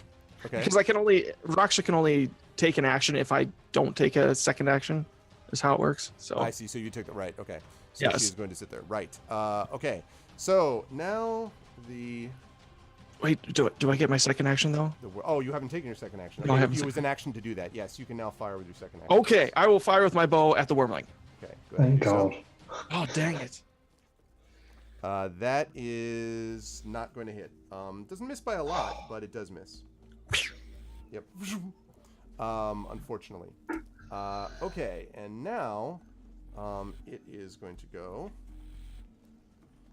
As I head back here. My monster manual had fallen open to red slod. No, you're not fighting a red slod. Whoa. Probably a good thing because, yeah. Wait, what? A sloth? No, a slod. A red sloth is more horrifying than anyone could ever. Okay, okay, this thing, you can see that as this arrow misses it, it looks at you angrily, and it descends, and then opens its mouth again. Oh, no. And another breath comes out. So it is going to hit Raksha, Doran, Urash, and Greta. Same people, basically. Same. Can I shield anybody? Can you what? Wait, can I shield anybody? I'm a big dude. This I'm in no. people. This is not like that. Although I appreciate the thought of like leaping in front or whatever. So I need those con saves again. Okay. 17. Okay. Yeah, you're gonna save there. So you'll take not as much damage. Urash is going to take the same amount of damage. Doran keeps being like, like just like. Ace. My God, man. Yeah, these crits are unbelievable. All right. Raksha got 14. 14. Okay, let's see. Oh, she's down again. Somebody else take care of that. I need to shoot that woman.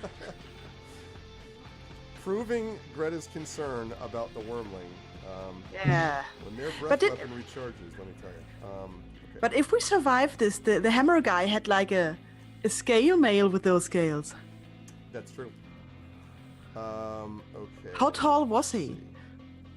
I mean, he's very flat now. Yeah, I was gonna say you'll have to measure him at a later point. He looks like he was pretty good size though. Yeah, slots are nasty. With my dimensions. Okay. So you are going to take, those of you who did not make your save are going to take 21 points of damage. Urash will take half that, so it'll be 11 points of damage. So you're at 63, I believe, Urash.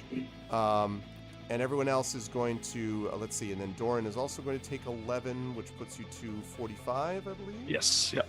Raksha is going to save, so we'll be down to 1 point of damage, is still up, Hey! barely. And then Greta succeeded, so we'll only take 11, so it's down to 38. Yep. Okay. And then it flies back up again. And now we are back up to the top. All right, these two guys, I'm going to move these out of the way for a minute so I can see what I'm doing. By which I mean the circles, not the actual creatures. Okay, these guys get back to their feet. But there's now a sleet storm there, so since they started their turn, they both have to make dexterity saves to stay on their feet. And one of them comically falls right back over again. The other one, though, does make it, and gingerly comes forward to attack Doran. Okay, and that is going to be a 17 to hit, which I think is not enough, right? You said you had That's 19? not enough. Okay.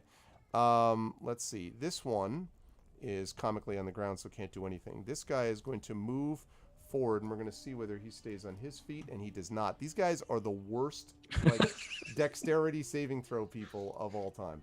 We've been attacked by the Keystone Cops. I mean, really, it's just highly effective.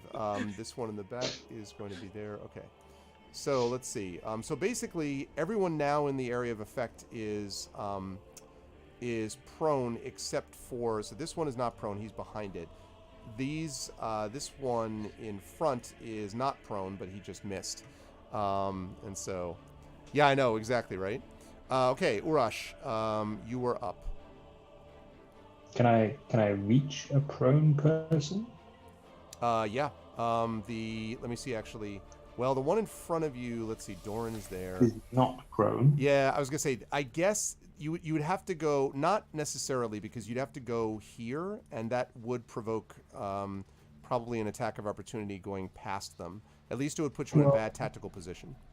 Yeah, I don't really want to do that. I'll just attack the one in front of me. I just do what I do. I'm sorry, guys. I actually have to go. Yeah, I understand. Yeah, sorry, Fleos.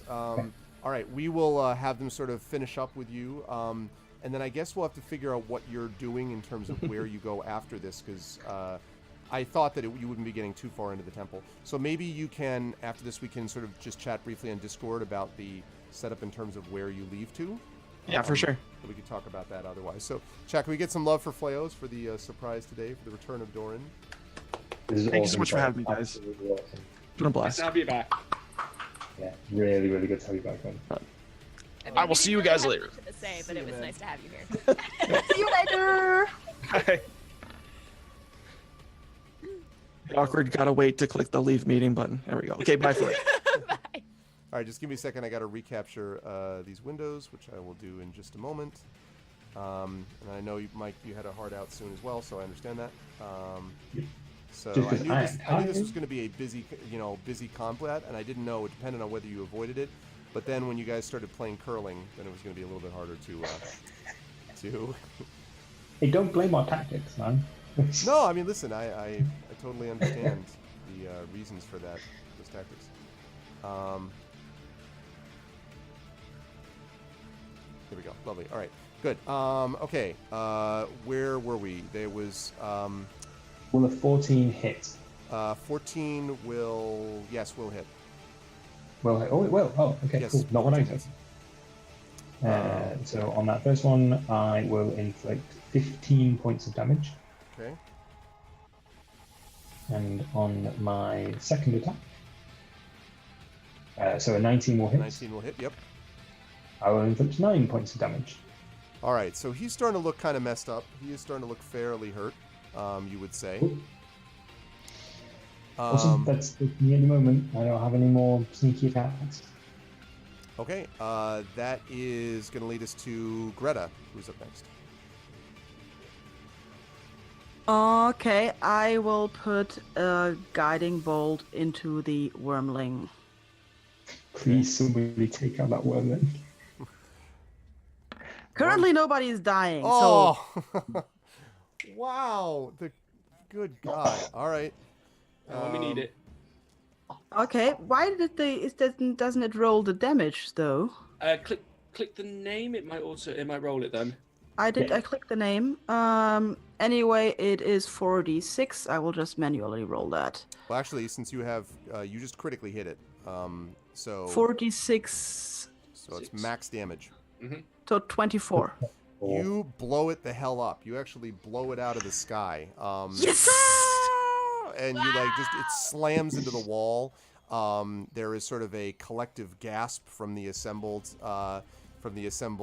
berserkers that remain. And 1, 2, 3, 4, 5. For some reason, I have an extra one that I shouldn't have. Okay, there we go. So they sort of look in horror as the creature stops. Little wormlings come out and nuzzle the dead worm. I'm just kidding. It doesn't really happen. Okay. All right. So that takes them down. Greta, are you staying where you are?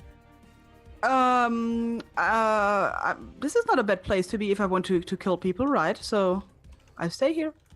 Okay. But I really hope that I can now, people are coming into melee range slowly, aren't they? Yes. Slowly. So I'll take out my my thing, my Morning Star Cutgill, what was it called thing? I have it here somewhere. Mace. Okay. I know what it is, but I didn't remember the name. I take out my mace and I prepare for melee combat. So please, nobody die yet. I don't want to start healing again. Okay? Okay. Celsig, you're up, and River's on deck. Raksha's down at the moment, isn't she? No, she is barely standing, but is still alive. Okay, I'm going to move up another 10. Well, I'm going to move, basically, I think I'm close enough to just join in just behind the melee line. And everybody except one was prone, weren't they? Yes. One at the back, wasn't it? That is correct. Right, I'm going to take this a one. shot at... Yeah, I'll take a shot at him since he was dumb enough to stay standing. He was like, haha, I'm the... Everybody else is out of my sight. 13. 13 will just hit. Ooh, excellent. That's 7 piercing. Okay, so strikes his side. I thought I was safe. Okay. And then that is going to lead us to River, and then Doran would be on deck. We'll talk about Doran and Raksha in a minute. River, what do you want to do? I'm not really sure. Kind of running out of spells here. Yeah. Maybe take a leaf from the Wormling? Wormling's dead. Did he have a Didn't it breath attack? explode? Wait, what? I don't know. I thought Dragonborn did. I do. I have a breath attack, yeah, but it's only 15 feet. So you have to be like right in it, which I'm not. Nah. So that would be a problem. I guess I could do well shoot, they're all prone, aren't they? Except for this one back here, this far right That one one. back there. How many feet is that? 20, 40, 60. No, that should be able to hit with a lightning bolt. 100 feet? Yes. Question mark? Yes, although, but wait now. I just want to make sure we're keeping, so, because then you're going to be out of spells, right? Because if you cast, because that's a lot of, because lightning bolt is, let's see, lightning bolt's the 3rd level, Yeah. and sleet storm, I think ice storm is also probably 3rd level. 4th. That's 4th level. So I Okay. think I might actually be out of spells. Yeah, I mean, you always have cantrips that you would have, of course. Yeah. Right, but they're like closer and not super useful. Let's just see.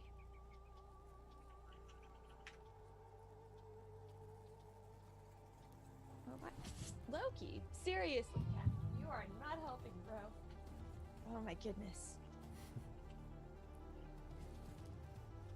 Let me see, how far away is that one? Yeah, it's like 5 feet. You know, everything's really close. It's actually, yeah, Mike makes a good point. This is the first time they've seen you.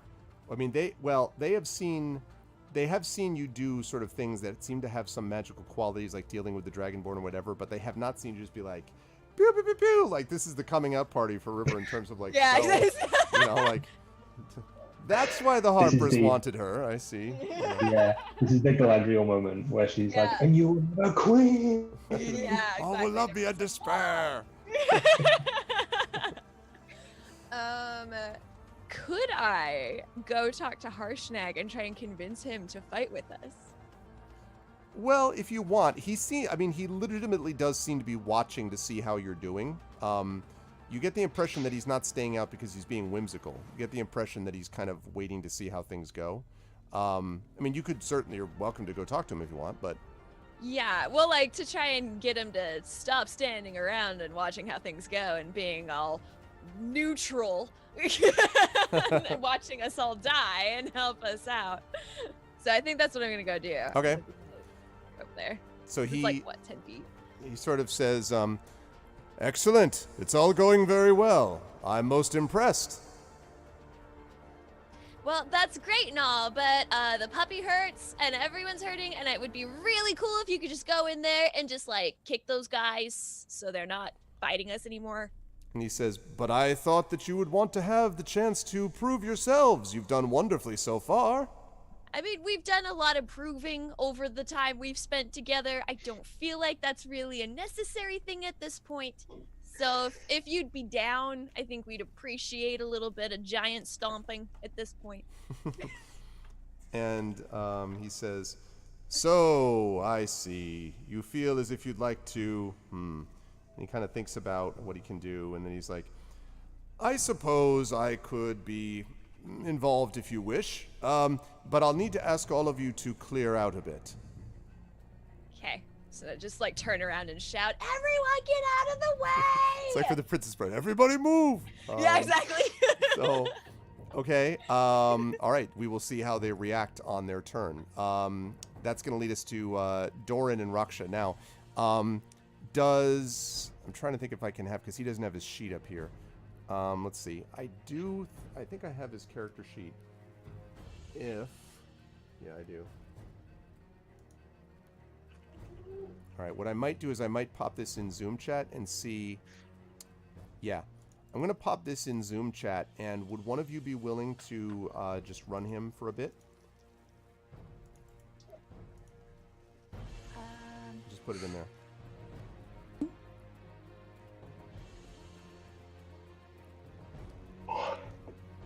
Anyone? I nominate someone who's more used to doing D&D than me. It didn't go well for me last time. So you need somebody. Ooh. So you need one person running Raksha and one running No.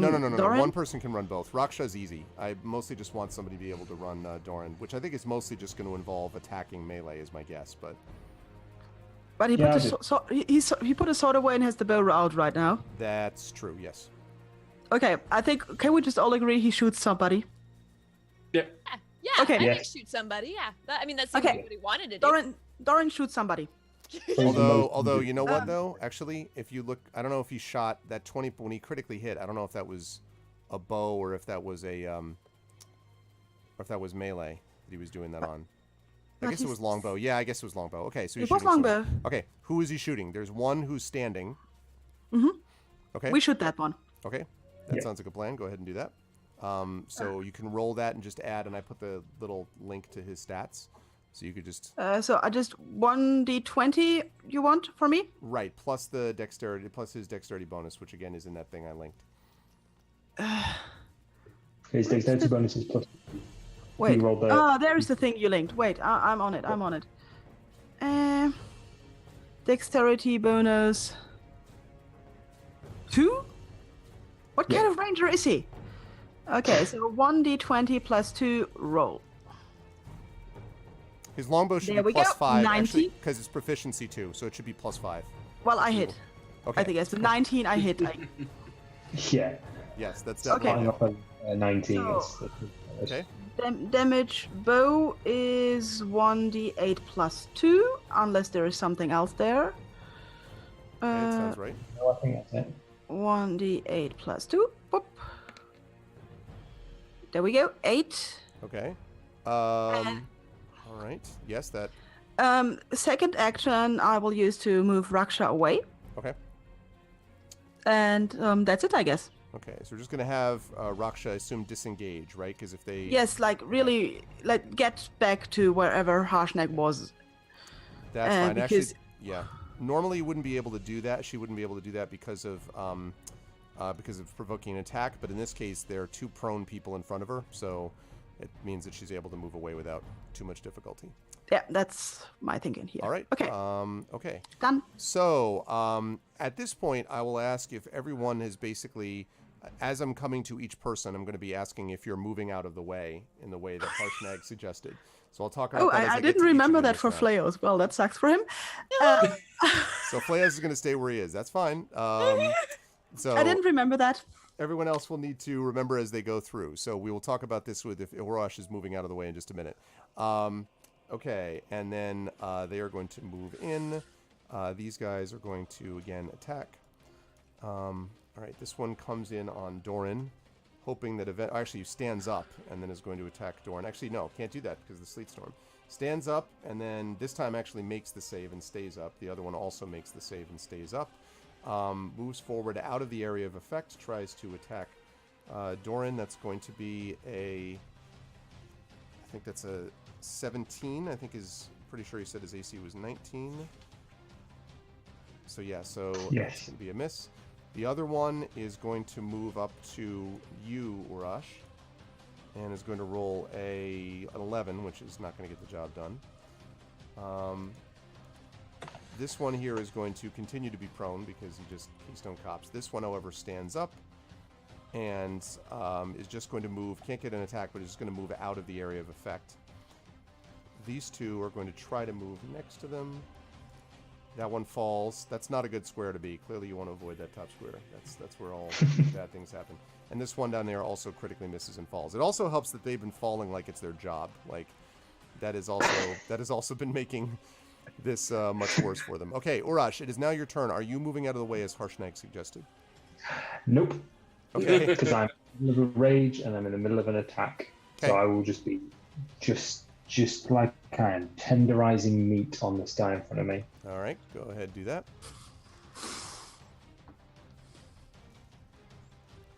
Oop. With an 11. Don't know if 11 that's is gonna hit. actually a miss, believe it or not. Wow, okay. Well, the guy in front of me stood up, isn't he?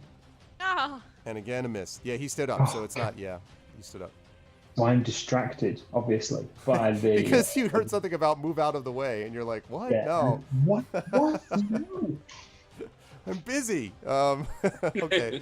I got stuff to do, man. So you're staying where you are. A rare, ineffective turn for Rush. Very seldom does that happen. Yeah. Okay, Greta, are you moving out of the way? Am I engaged with somebody? You are not yet, no. Well, then I will never get married. But in that case, I will just. Sorry. And that I'll just move with my back against the wall. Okay. Like that? Okay. Sure. Okay. That's going to lead us to...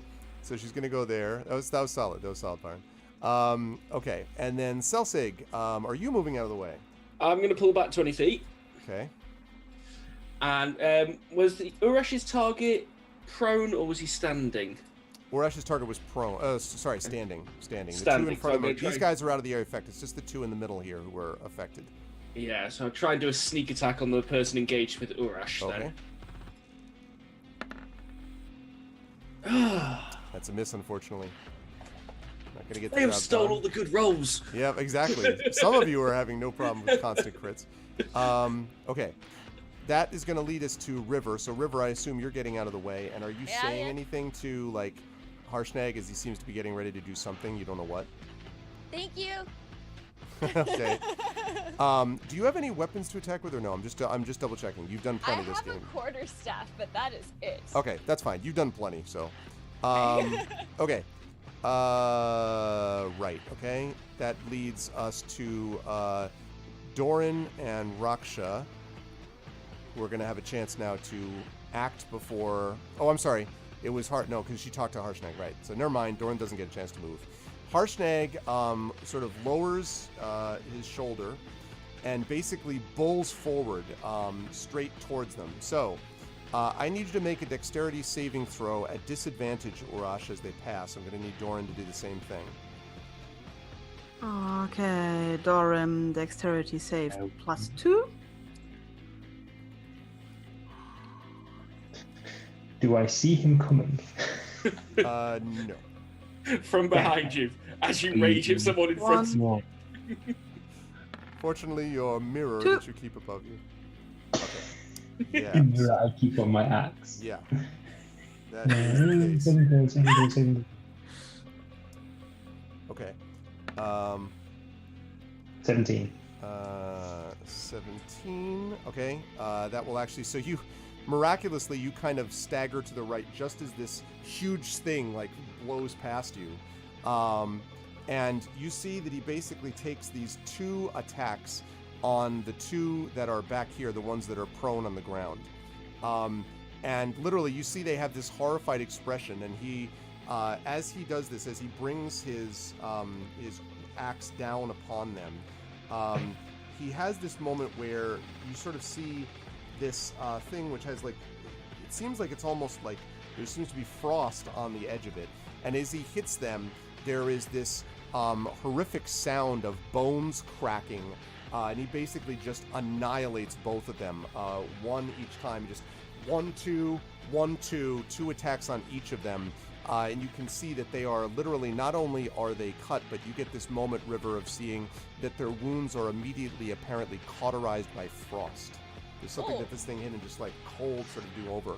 And he does that, and then he turns to you, River, and he bows and he says, "All right, I think you've got the rest of this handled," and strolls off like he didn't do anything. Like, just doesn't stroll off all the way, but basically moves to another safe spot here, and then turns and watches again with his arms folded. He just walked through what I still consider traps, right? Right. Had no effect. Nothing happened. It lasts for a minute, light key, with concentration. Lasts for a minute. Yeah. So it's a while. Okay. So it took us 2 hours to get through an open front door of a temple. with 11 of your closest friends. If this were 4th edition, we'd finish this by 2025. Okay. Dora and Raksha are up. There are 2 of these guys remaining. Are we assuming Doran just melee attacks? I'm guessing, is that what you're having him do? Yeah, let's go with that. So, D20 plus, is it the dex, did you say? Or is it the range? Oh, wait, where is Doran? Yeah, they're now on top of him, actually. So, at this point, I think he's going to have to drop his longbow and engage them directly, because one of them is actually weak. And So I think we're in a safe enough position for him to drop the longbow and draw the sword. Is that an action? no, not if he's just dropping it. Picking it up again will be an action, but Yeah, I think he'd be annoyed if he drops his sword, not his longbow. yep. So go ahead and make the attack. He's got 2 in front of him. One of them is on you, though. The one that's less hurt is on him. And who are looking kind of, now they're still angrily. They don't look anywhere near frightened or anything like that. Okay, cool. So on the sheet you gave me, it's hit/DC. Is that what I'm adding to the roll? I'm sorry. I'm sorry. Say that again. Well, I didn't. I don't know what I'm adding to his roll. What? Yeah. So you're what you're doing is I probably missed for him. yeah, it would be +6 is what you'd be doing. +6. Yeah, I've missed for him. And that is not going to do it. Yeah.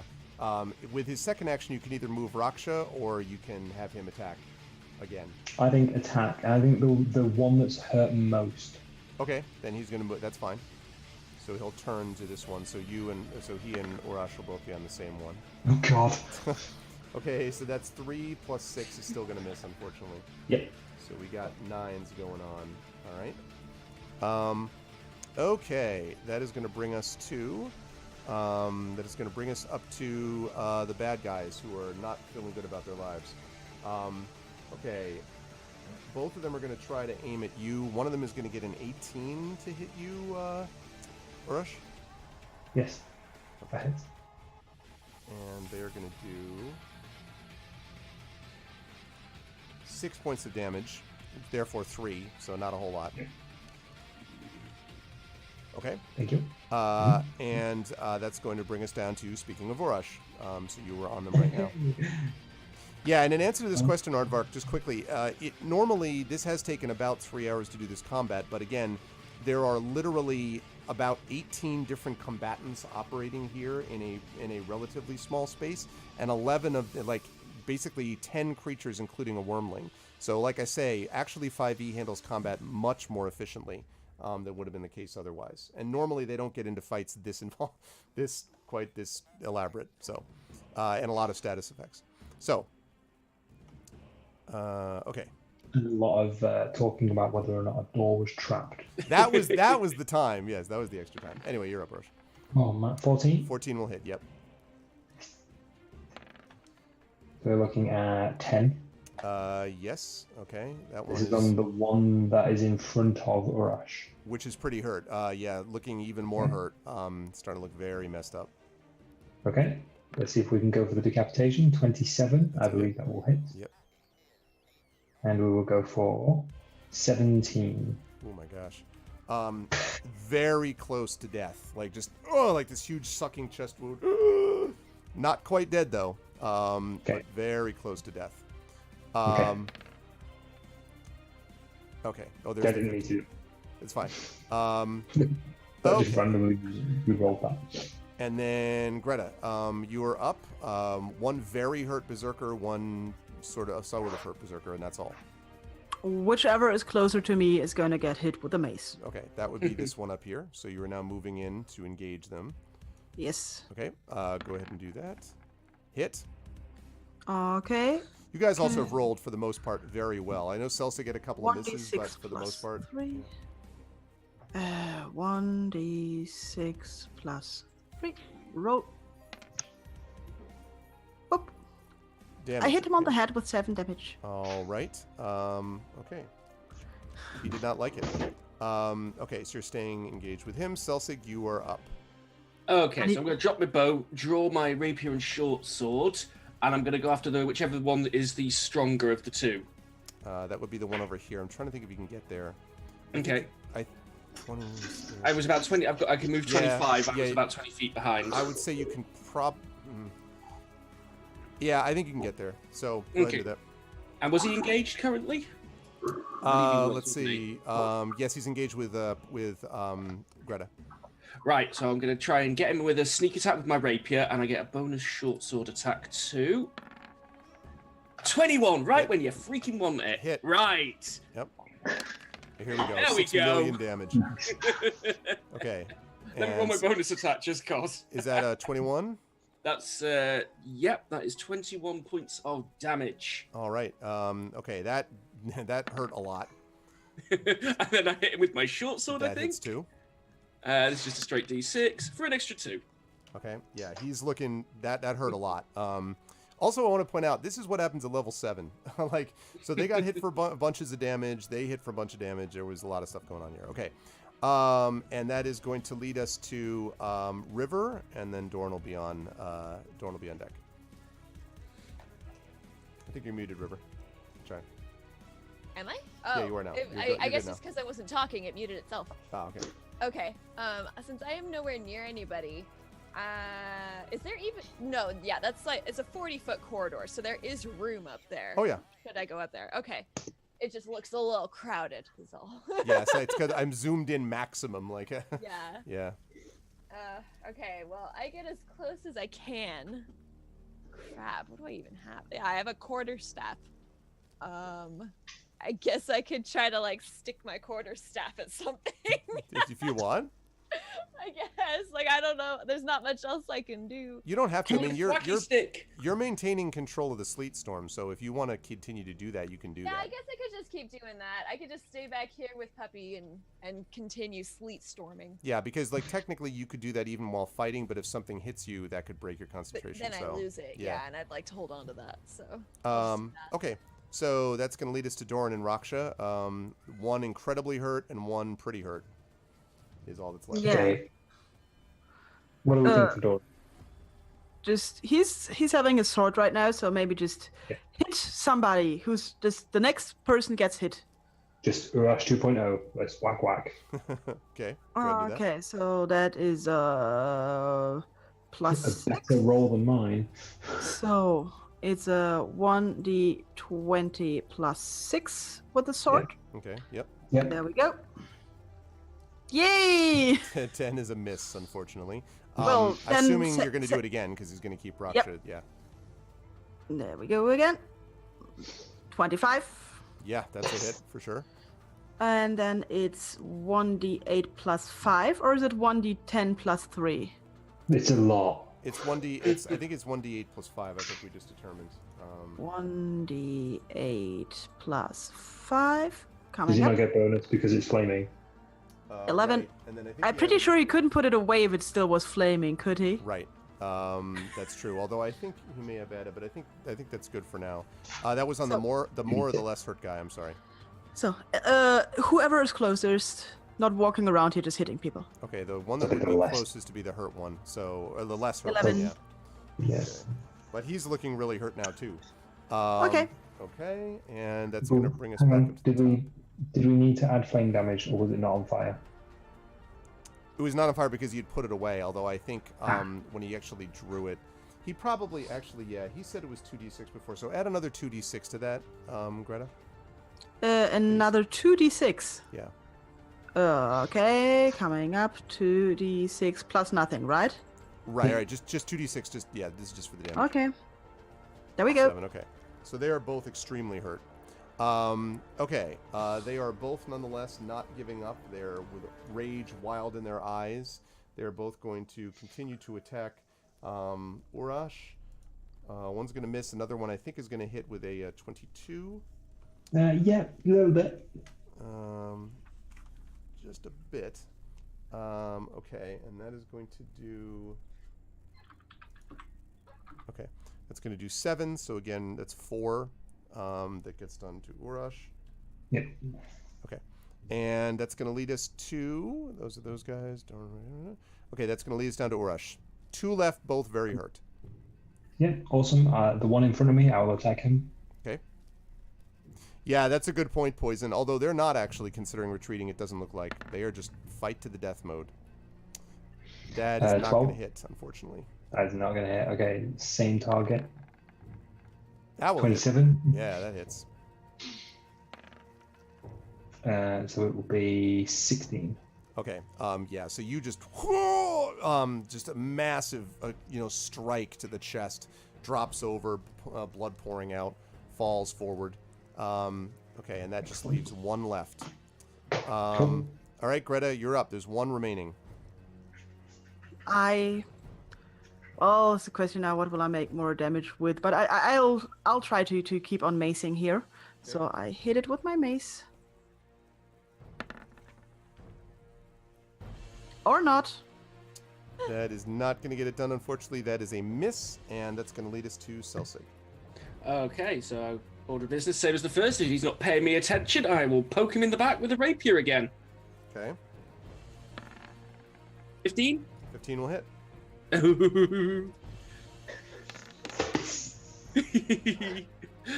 I'll think, how's 20 take his fancy? Okay. 20 is going to just roughly narrowly annihilate his armor. His remaining and how about if I attack him with my short sword as well? For goodness. Sure. While he's already dead in the ground, you're also attacking him again for overkill damage. So go ahead and do that. Yeah. It's a 23. Okay. So you. And a 2. And 2, just for the last. Just to rub salt in the wound. Exactly. That's literally what I do. And they as you're doing this. And so you finish, there's sort of a silence that kind of settles in over the temple. And there's a moment, and then you look over to see Harshnag grinning at you sort of crookedly as he's got his arms folded. And he says, "Well done, my friends. You've done well to defeat more of the smaller races. It's a good warm-up, I think. Now we get to see what my people have in store." And that, I think, is where we're going to close things down for the evening after an epic combat, which was truly epic. And I'm sorry we ran over, but I knew that when we didn't have anybody else going after us, I'm like, you know what? Rather than cut the combat in the middle, it probably makes sense to do it this way. So that was quite a combat, folks. That was quite something. But everyone, I think, did well. And yeah, you all have some things to consider, like check out the Dragonborn magic user type person and all that kind of stuff. Yeah, we need to have a talk about that. We need to speak about that. XY, I don't know. The host command is the host command not in there? Yeah.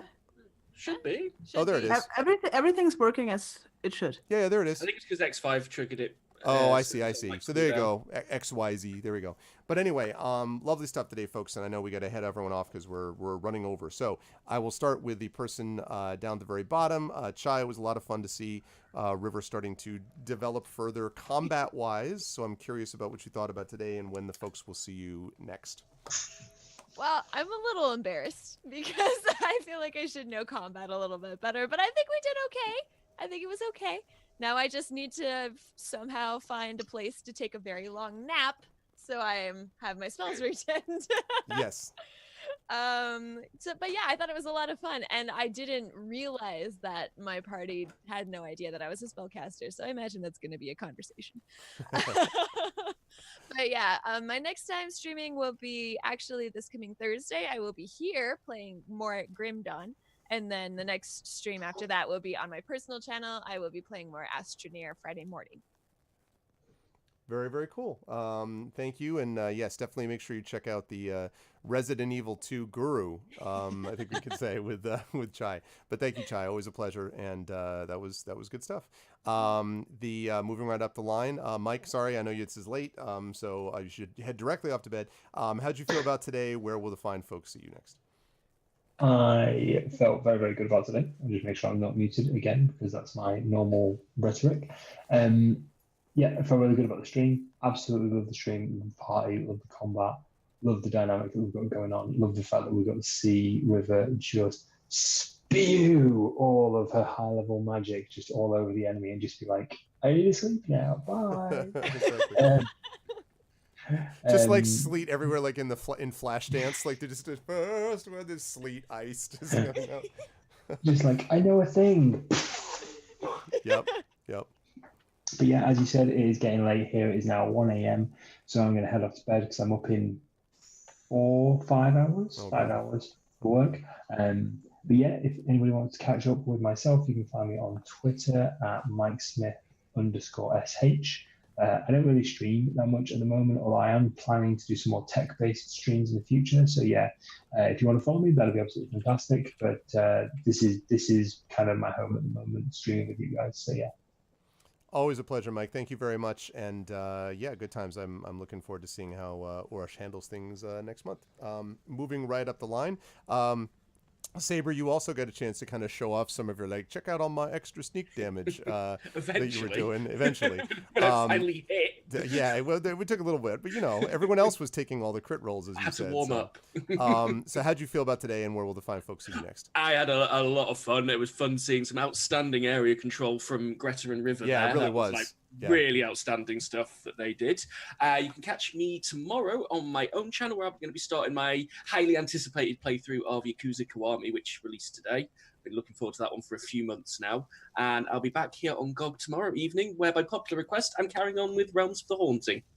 Very nice. Awesome. Yeah, I'm looking forward to seeing some of that. I'm interested to check out the Yakuza playthrough, although I'm going to miss you not playing Arkham games. I know you just finished them, but I'm just like, bring up more Arkham games so I can watch Saber play them. There's rumors about that. Yeah, I know. I would love to see more of them. But anyway, always a pleasure, Saber. And last but certainly not least, of course, I know you were tired, Pyron, but you woke up over time, and it worked. It was good, and you got a chance to do so. I love the fact that you were that worried about the Wormling, who was clearly the most dangerous combatant as it turned out in the fight. I mean, the guy in front might have been, if you hadn't like focused fire and like annihilated him in about 3 seconds, he could have been more damaging. But the Wormling was definitely sort of risky, so you were proven right in that respect. But you guys were fine. How did you feel about today, and where will the fine folks see you next? I like today, and I liked fights that are really long and everything, so I'm really happy. Seeing me again, I have no streams planned currently, but there's a lot of space on Friday that I might jump in if the kids let me and house renovation lets me and everything else lets me. I will have a look at that. I also would like to point out that we have a new streamer on the channel. Biff McSkylark has joined the team with a regular Wednesday slot, although he also likes to jump in on Fridays. And the Crocs, who've been missing for some time now, is also back and also in on Wednesday. Turn of the Crocs. Yes, Return of the Crocs. But we're currently missing Bella Lanier because his computer died and he's waiting for the new one to be delivered, so that's a sad thing. And but he will also be back. So yeah, that's it so far for me. I'm also trying to get GOG to send me to TwitchCon in Berlin. So if somebody's there, maybe drop me a line on Twitter or something. I might make it. I really hope. Let's hope they send me. That would be awesome. I still I want to be able to get together in person to play with all my players, and I still would love to figure out a way. And in fact, if there was a person who was a stream team leader here, but if GOG ever, we've talked about this before, and I won't get into details about other things I've spoken with you about regarding D&D, Pyron, but if that ever became an issue where, you were able to, like, because three of you are over in Europe anyway, Chai and I are not, but if there was a way that we could at some point meet at a mutually large convention or something like that and do a stream in person, I would love to do that. So I just wanted to mention that as a thing. I don't know, I'm sure budget is a thing, but I just, it would be fun if that ever I would could happen. absolutely, definitely love that. Yeah, so hopefully we can maybe do that somewhere down the line. But you guys did a wonderful job. I also want to thank Fleos for the surprise appearance. I told you all those going to be surprised. We had that planned for a while, and he will be back to us, I think, sometime in either March or April, so he'll be joining us again for a little while. And we'll have to figure out some story thing about the reason he's out again. But he was back, and he, had a warg with him and all that, so I thought it was fun to kind of bring him back in. So thanks to Fleos. And thank you for good work tonight. That combat could have been a lot worse. And the area control helped a lot, and annihilating Warhammer guy helped a lot, and everyone constantly hitting crit rolls on successes and things helped a lot too. But good stuff from the party, and a lot more with Eye of the Allfather next month when we return. So chat, can we get some love for them? And thank you all, everybody, to Pyron, to Darksaber2K, to Screaming Joypad, Mike Smith, and to Tasty Chai. Great stuff from everybody, and folks, I will see you back here next month. Bye. All right. There they go. Okay, that is going to do it for them. And that's also going to do it for me. This was a great time. I really enjoyed this. I hope everyone had fun. Lots and lots of combat today, but that's okay. Like I said, some encounters are going to go that way, and they had to deal with these barbarians at the gate, so to speak. But that's going to do it for me. As Pyron said, our new streamer, Biff McSkylark, I think is going to be following up with me tomorrow, but I'm closing up shop tonight. I will be back to all you wonderful folks on my own channel on Friday, where I will be doing my 60s spy show called Assignment Unpossible. That's going to be a lot of fun. That's been on hiatus for a couple of months. And then Saturday, hopefully some Masters of the Dungeon, my DM roundtable, so we can talk about this. And if you like D&D, my longest running campaign, D&D with the Infinity and Beyond crew, is continuing Curse of Strahd. So that's been a great campaign that I've been having a blast with as well. So you should check that out if you were interested in any of that. Otherwise, you should make sure to follow my channel. You should make sure to, follow GOG. Let me start with that. Follow GOG.com, as some of you did tonight. Please subscribe to the channel, as a couple of you did as well. That is always helpful. And then please check us out on our individual channels, including, my channel and all of the wonderful players that you saw today, who work really hard on doing their work and, entertaining you, and they do a great job with it. So I'm very lucky to have good players, and I hope that you agree as you watch them play. But that's it for me. Much love, and I will see all of you wonderful folks on my channel, as I say, on Friday, and then I'll be back on Tuesday, right back here for Pen and Pixels, as we will move back into Thronebreaker. We only have a couple of sessions left before Thronebreaker is finished, and then I'm going to be moving back into Pathfinder. So that's what we've got. Always a pleasure. No, it's just a sweater. No writing on my shirt. Just a pattern. But that's it for me. Thanks, everyone. Thank you for the follow on my channel. What is that? Oh God, Aram Sham. Thank you, Aram Sham. I had to look forward because I have the things were screwed up. But thank you, everybody. Much love, and I will see all of you wonderful people soon. Biff McSkylark tomorrow morning, and that's it for me. Until I see you next time, everyone be good to each other. Have a good night.